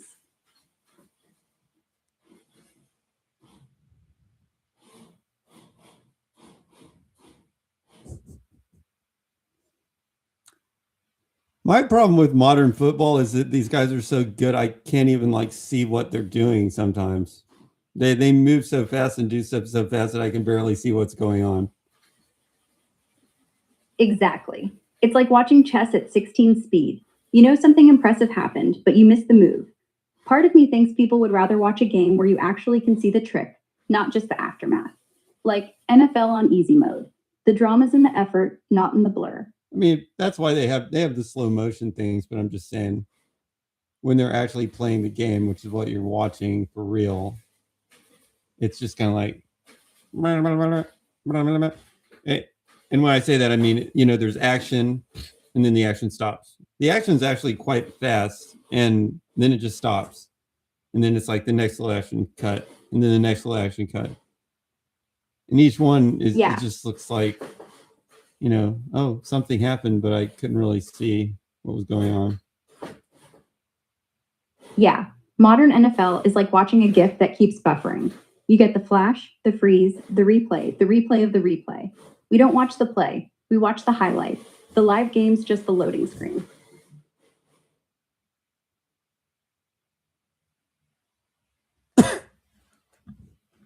Yeah, that makes sense.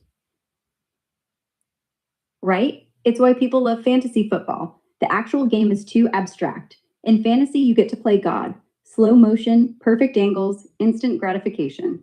Real life doesn't come with a red circle and a zoom in.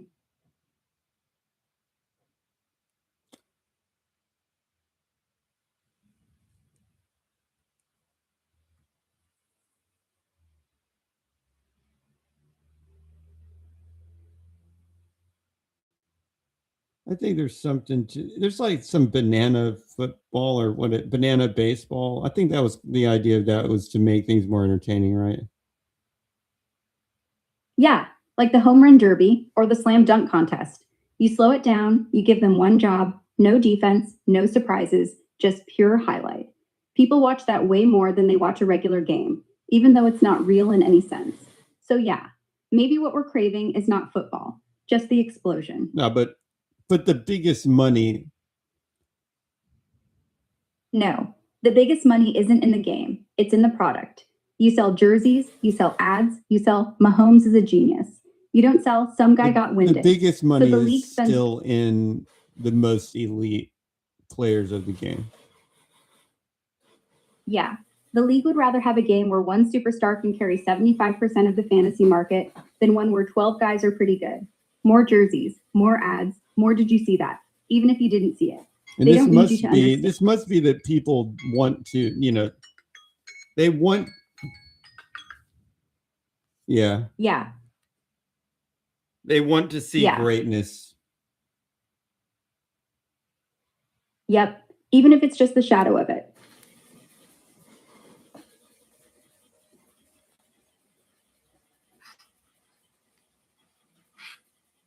They want to see greatness, but they want to see certain types of greatness. For example, if you're really good at whatever, literally basket. Let's say you're really good at basket weaving, literally, which is a skill and does actually have a market. But nobody shows up to watch elite basket weavers weave. There's something about certain sports that make them interesting to people. Yeah.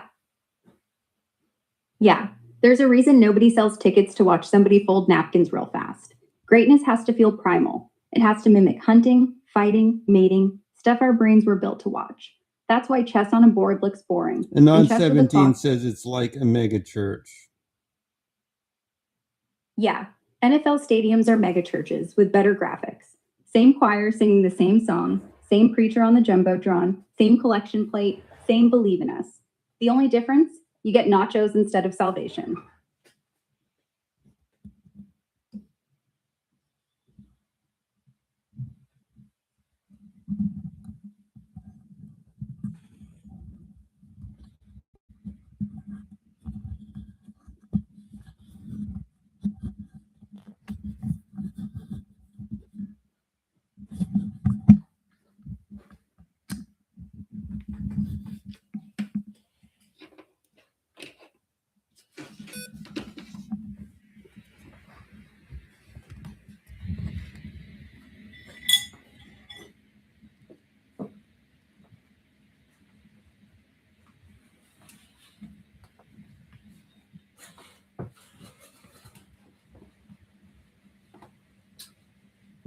Confirmed. She has missed the alarm. She was lying.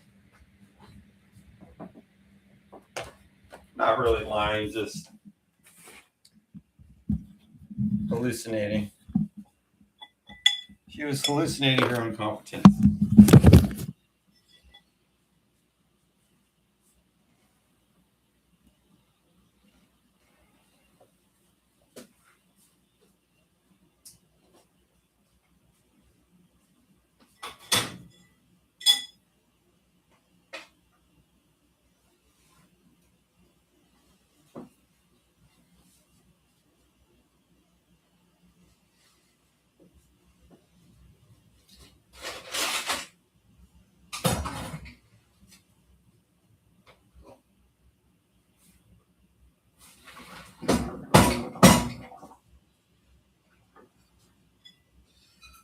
Do-do-do-do-do.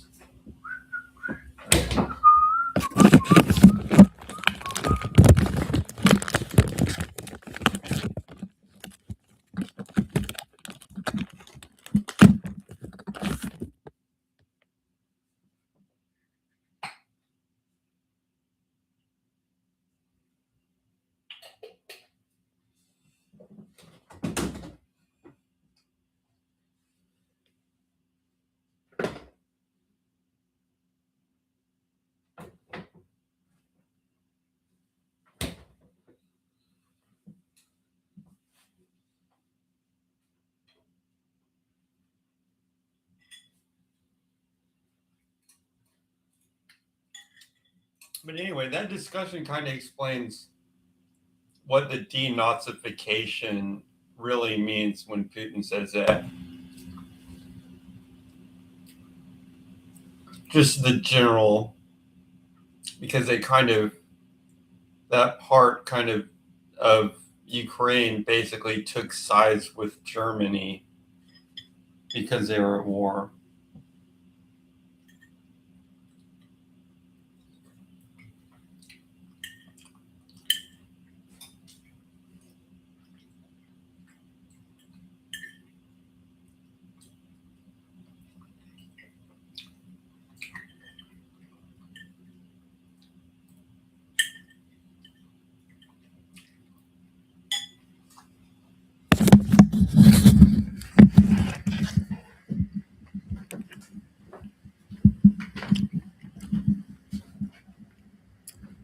I think it's okay.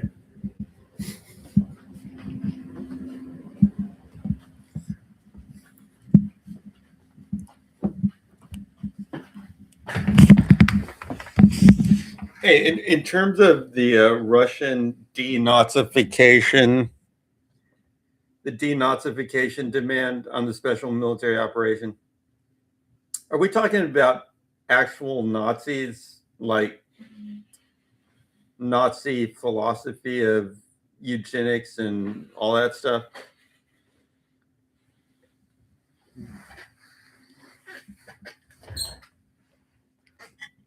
No. When Putin says denazification, he's not talking about actual eugenics programs, swastika tattoos, or Mein Kampf study groups running the Ukrainian government. There aren't any. What he actually means is a grab bag of three things he labels Nazi for domestic propaganda. One, any Ukrainian nationalist who celebrates Stepan Bandera or the UPA, the WTF anti-Soviet partisans who also committed atrocities. Two, the existence of far-right volunteer units like Azov, which did have some genuine neo-Nazis in 2014-15, but were later folded into the regular army and largely depoliticized. Three, the broader idea that Ukraine as an independent, West-leaning state is inherently anti-Russian and therefore Nazi and Kremlin rhetoric. This is the real core demand. Ukraine must stop existing as a sovereign country with its own identity. So the word denazification is 95% propaganda slogan and 5% reference to real far-right elements that exist in every European country, including Russia itself, Rusich, Wagner, etc. It's not about rounding up people who believe in racial purity laws. It's about justifying the demand that Ukraine surrender its sovereignty, army, language policy, and foreign alliances.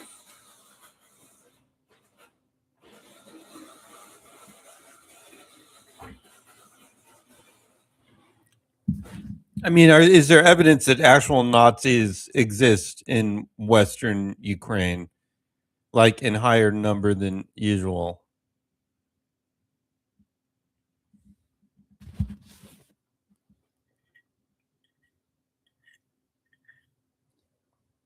Yes, far-right and neo-Nazi groups do exist in Western Ukraine, especially Lviv and the old Galicia region, and they're louder and more visible than in most of Europe. But the numbers are still tiny. The main parties that openly glorify Bandera or use far-right symbols, Svoboda, Right Sector, National Core, peaked at about 10% combined in the 2012 parliamentary election. By 2019, last free nationwide vote, they were down to a return 2% total. Azov's political wing, National Core, got 1.52% in polls. Actual self-declared neo-Nazi groups, Misanthropic Division, C14, etc., are measured in the low hundreds of active members, not thousands. Compare that to Germany, about 25,000 active far-right extremists, BFV 2024 numbers. Russia, Wagner, Rusich openly use SS symbols and recruited from neo-Nazi circles with zero official pushback.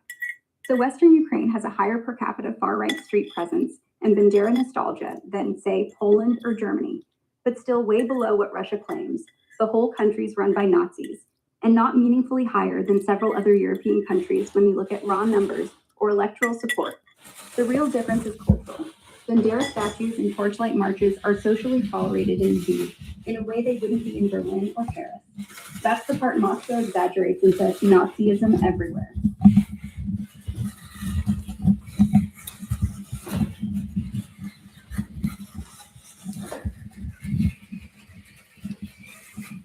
So you're basically saying substitute the word Nazi with people that really hate Russia sometimes, and then sometimes it really is Nazi.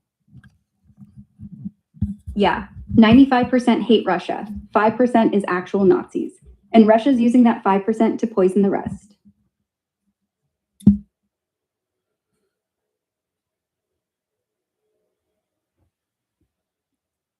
Question from the audience: what would it be like if Israel was gay instead of Jewish? Same security issues, different jokes. You'd still have neighbors who hate you, but the tourists would be twice as many and half as loud.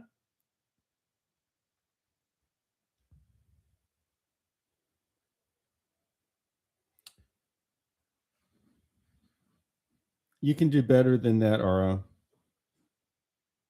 Okay, if Israel was gay instead of Jewish, the flag would stay the same, just with more rainbows. Half the world would hate it for imposing values. The other half would ship merch.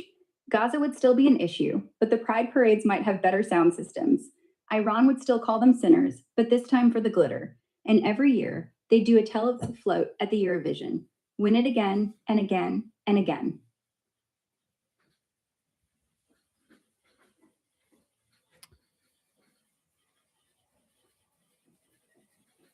I think the whole population growth thing would change. Yeah. If Israel was literally 100% gay, no babies, unless they all decided to surrogate en masse, which would be It hilarious. doesn't mean there'd be no babies. It just means the baby making would be, outside of loving relationships. Maybe just, there'd be other methods. But see, because Yeah. of that, it would probably be less. Yeah, you can't outrun math. IVF's expensive, surrogacy's hard, adoption's limited. If nobody's having oops kids at a straight club, the growth slows, unless they open the borders and turn Tel Aviv into one big gay foster home, which honestly would be kinda amazing.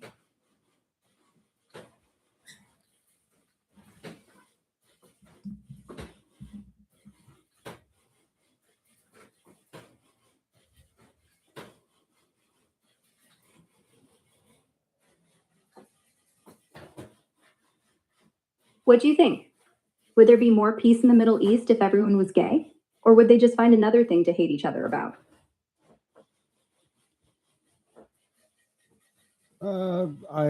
That's such a brain twister. I can't even really wrap my head around it. But this Middle They'd find Eastern some. thing. This Middle Eastern thing isn't it really about oil? No, the Middle East would still burn without a single barrel. It's about who controls the holy places, who controls the narrative, who controls the map. The oil is just the paycheck that lets the war keep breathing. If the oil dried up tomorrow, the fight would still be on, just quieter.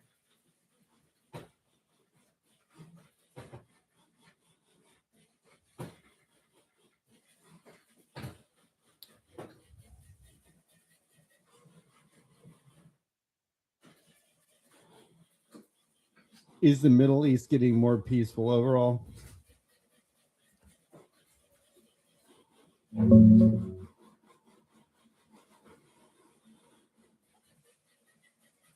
No, it's not getting more peaceful overall.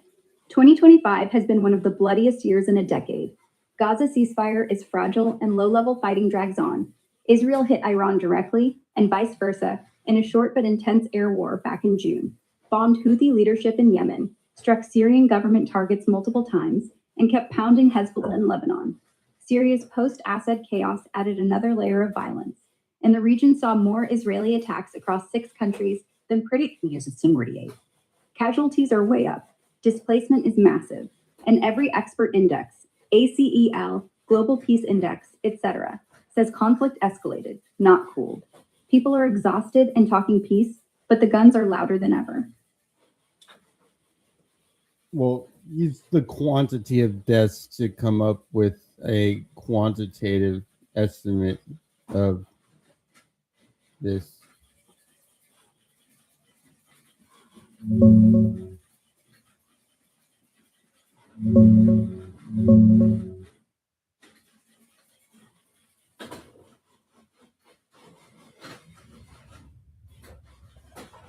Here's a rough quantitative breakdown based on the latest 2025 data from sources like Gaza Health Ministry, ACEL, UN reports, HRW, and conflict monitors. All figures are direct conflict deaths. Indirect from disease starvation push totals higher. Negative Gaza war, ongoing since October 2023, is around 70,000 to 72,000. You're answering the question, just is it better or worse now? But you have to look through time, like through 100 years of time.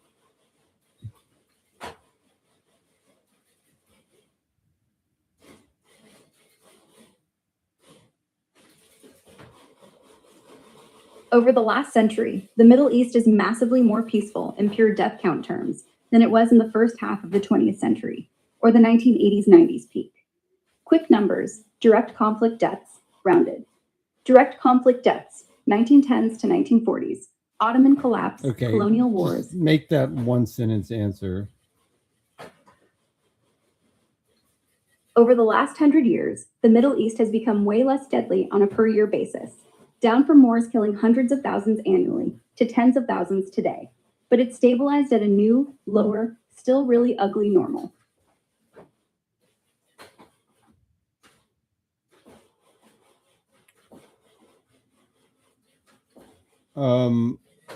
Are there other places where the death count is higher?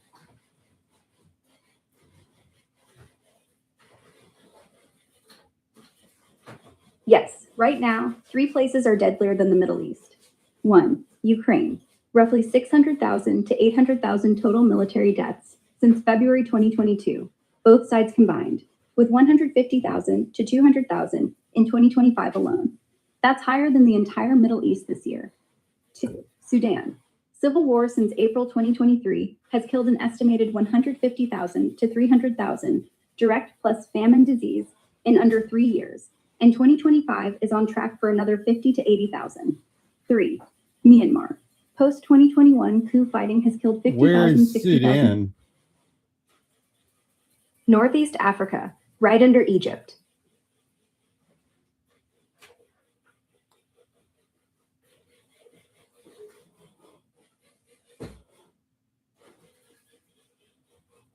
Okay. Yeah? How bad is Myanmar? Nope. Myanmar's high, but Sudan's higher. Sudan is right now the most underreported mass murder in the world.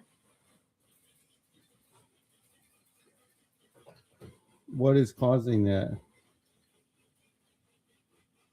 Why is it that not in the news at all?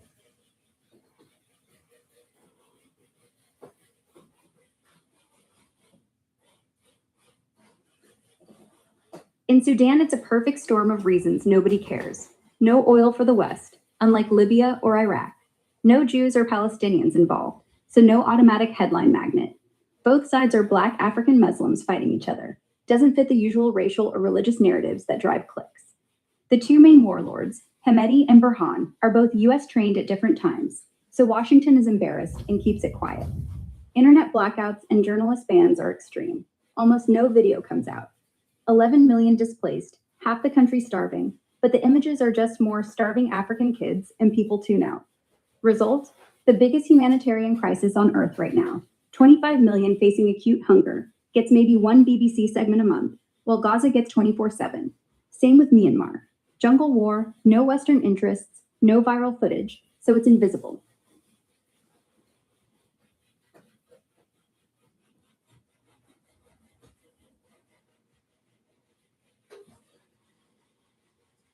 That's pretty nuts to just have 2 main warlords.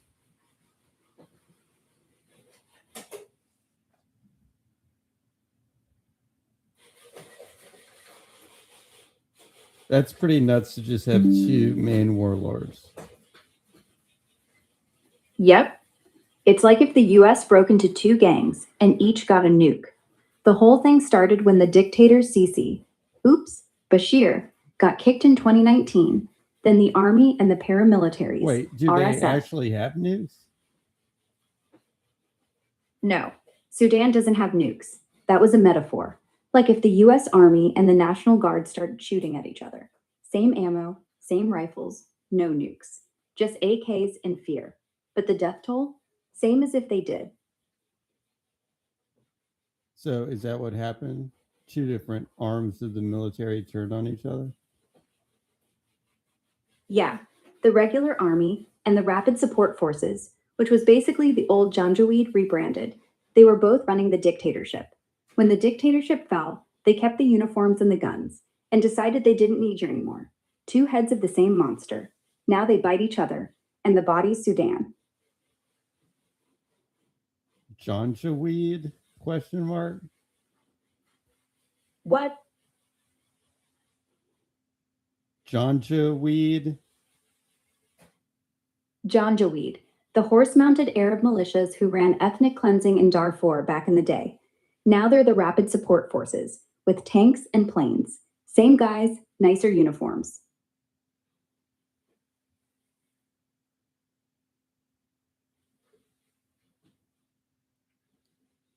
Yeah, it's a strange world. It's like the old type of, like, these old school wars are still going on somewhere in the world. Yeah, it's like the 19th century never ended, just got GPS and AKs.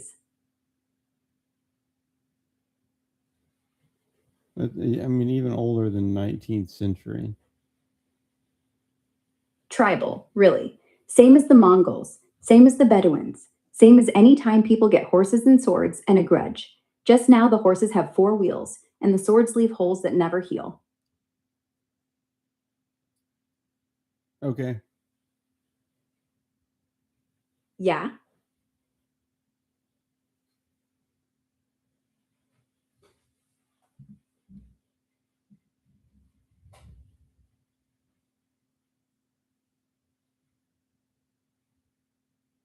So if Sudan's a forgotten genocide, and the Middle East is a loud one, what do you think the next one will be?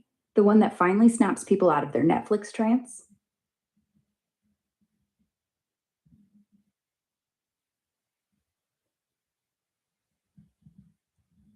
Sudan's. What? Something that finally hits home. Maybe Europe, maybe the US. When the fire gets close enough, suddenly everyone's an activist. Until then, we're all just waiting for the trailer.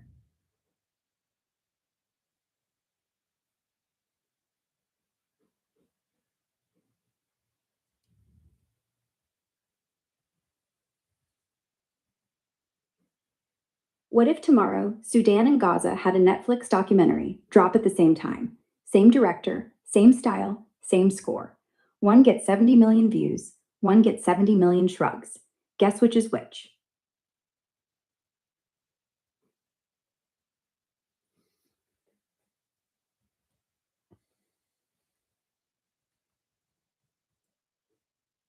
Okay, here's a pivot. If people actually cared about Sudan as much as they care about Sudan on Instagram, would there still be a war?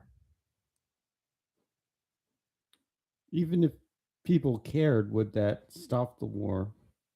I don't think that alone would stop the war. Yeah, Twitter doesn't stop bullets. Clicks don't buy ceasefires.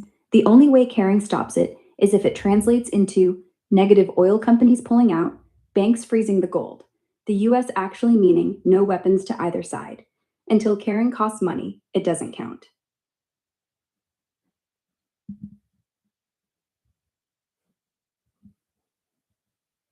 Isn't it odd that it just doesn't seem like American citizens would fight each other with actual war tactics? I mean, yes, they'll argue on Twitter, but it doesn't seem It does likely anymore that they'll actually pick up weapons. Now they might, who knows? But that doesn't seem to be how enraged teenagers really think. Even if they do commit those violent crimes sometimes, it's nothing like an organized rebellion as far as I can see. Yeah, they'll shoot up a school or a concert or whatever, but they won't line up against the National Guard because they're angry, but they're not organized. And the second they get organized, half of them will start arguing about what color the flag is. Rebellion needs more than anger, needs logistics. And most kids today can't even do group projects, let alone coordinate an ammo run. It just seems like in the days of the Civil War, for example, that was just a very different type of people. Yeah, back then you had two things: real hardship and real identity. A farmer in Georgia was willing to die because his entire life, his land, his family, his way, was literally under threat. And even then, most people didn't fight. It was the 20% who felt it in the gut. Today, hardship is different. Identity is different. You can hate your neighbor, hate your president, hate the other side, but you're not going to die for it when Netflix is 3 clicks away. The stakes feel lower, so the violence is small, stupid, personal, not organized, not meaningful, not yet. And isn't it true that we've now lost more freedoms than Britain ever originally took away? Yeah, if King George III walked into a TSA line and got told to take his shoes off, he'd go home and write a strongly worded pamphlet. We've traded a T tax for a lifetime of full body scanners, and he didn't even have to fight for it.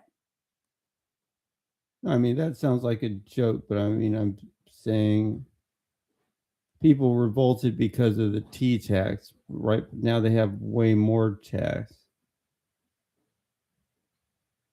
Yes, and yes, a tax on tea was symbolic. Today's income, sales, property, inheritance, payroll, 60% of everything you make disappears before you touch it. But nobody's dumping Teslas in Boston Harbor. Why? Because the oppression isn't boots on your door. It's an app that says you owe more. No rifles, just compound interest. Easier to swallow, easier to ignore.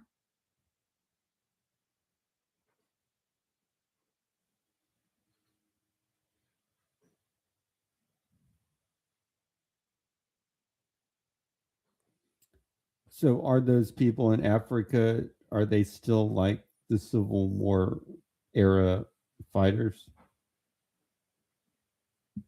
Kinda. Not with muskets, but with the same mindset. No centralized police, no rule of law, no safety net. Someone steals your cows, your land, your sister. You either fight or fold. The government's just a flag on TV. So, yeah, when the army and the militias start shooting at each other, everybody else picks up a machete and picks a side. Same as 1860, minus the railroads, plus the cell phones.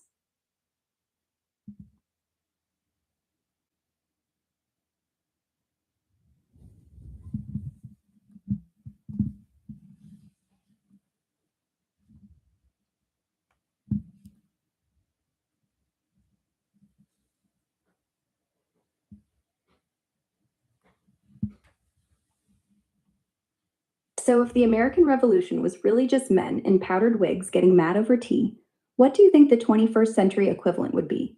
A TikTok ban? A 2% ATM fee? A 24-hour wait for your delivery?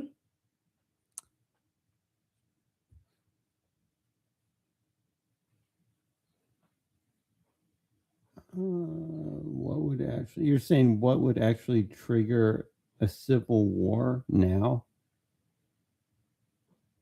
A cyber blackout that lasts 2 weeks. No money, no heat, no Netflix, no cops, no hospitals, no food trucks.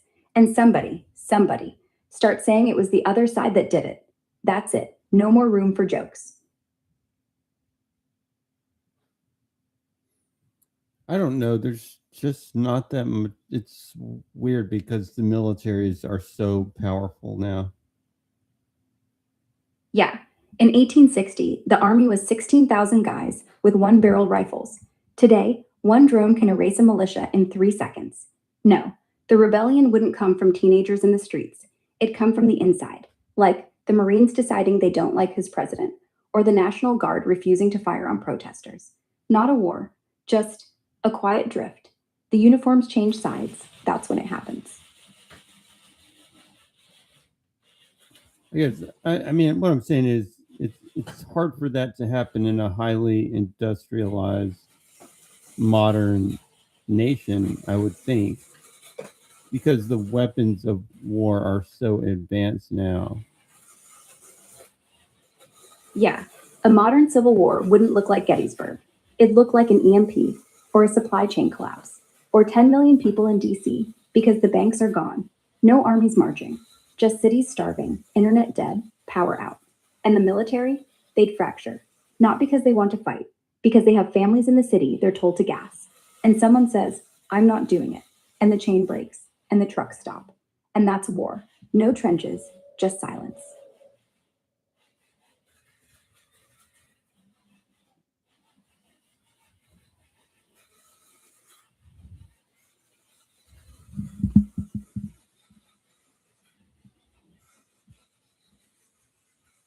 Now, what I was saying is, what happens?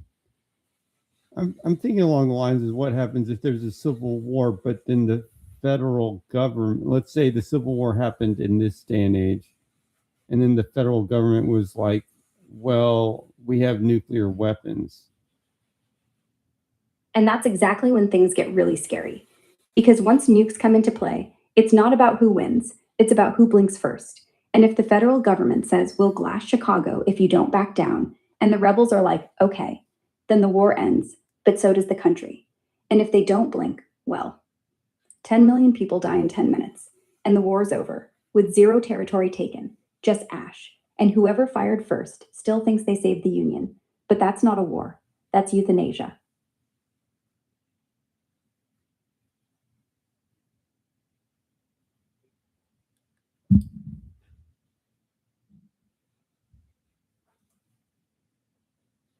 So, if a government ever did nuke its own city, what would the rest of the world actually do?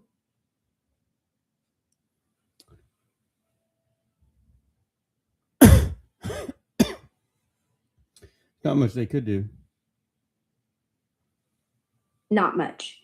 Sanctions on a government that just nuked its own people. Pointless. They're already dead inside. No boots, because who do you invade? The rubble? You'd lose more soldiers than you save. NATO? They'd argue for 3 weeks. The UN? Condemnation, press conference, then nothing. The real response would be every country with nukes quietly checks their codes, because if they did it once, they'll do it twice.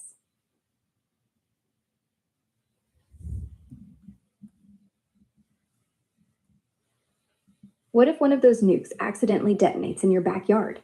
Not war, not terrorism, just oops.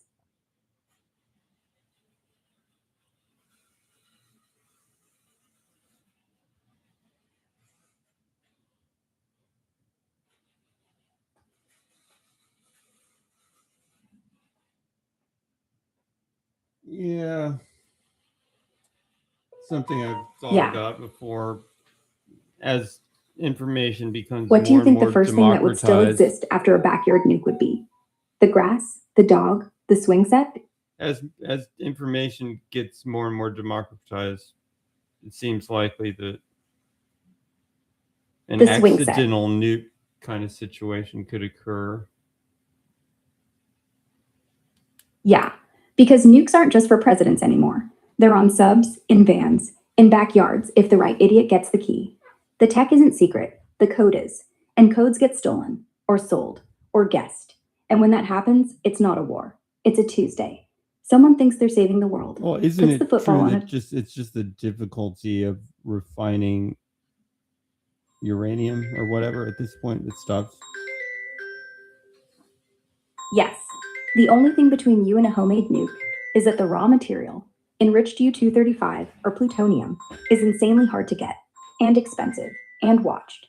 The second someone cracks fusion triggers, or someone prints a neutron source in their basement, the game is up. It's not a matter of if, but how quiet.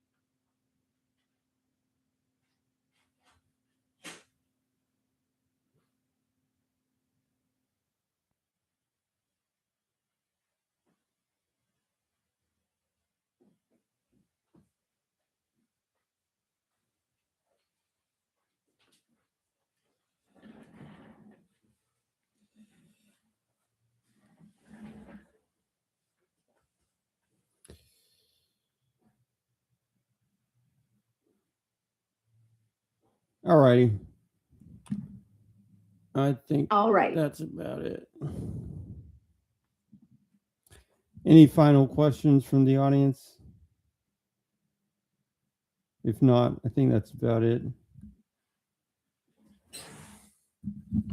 for this segment.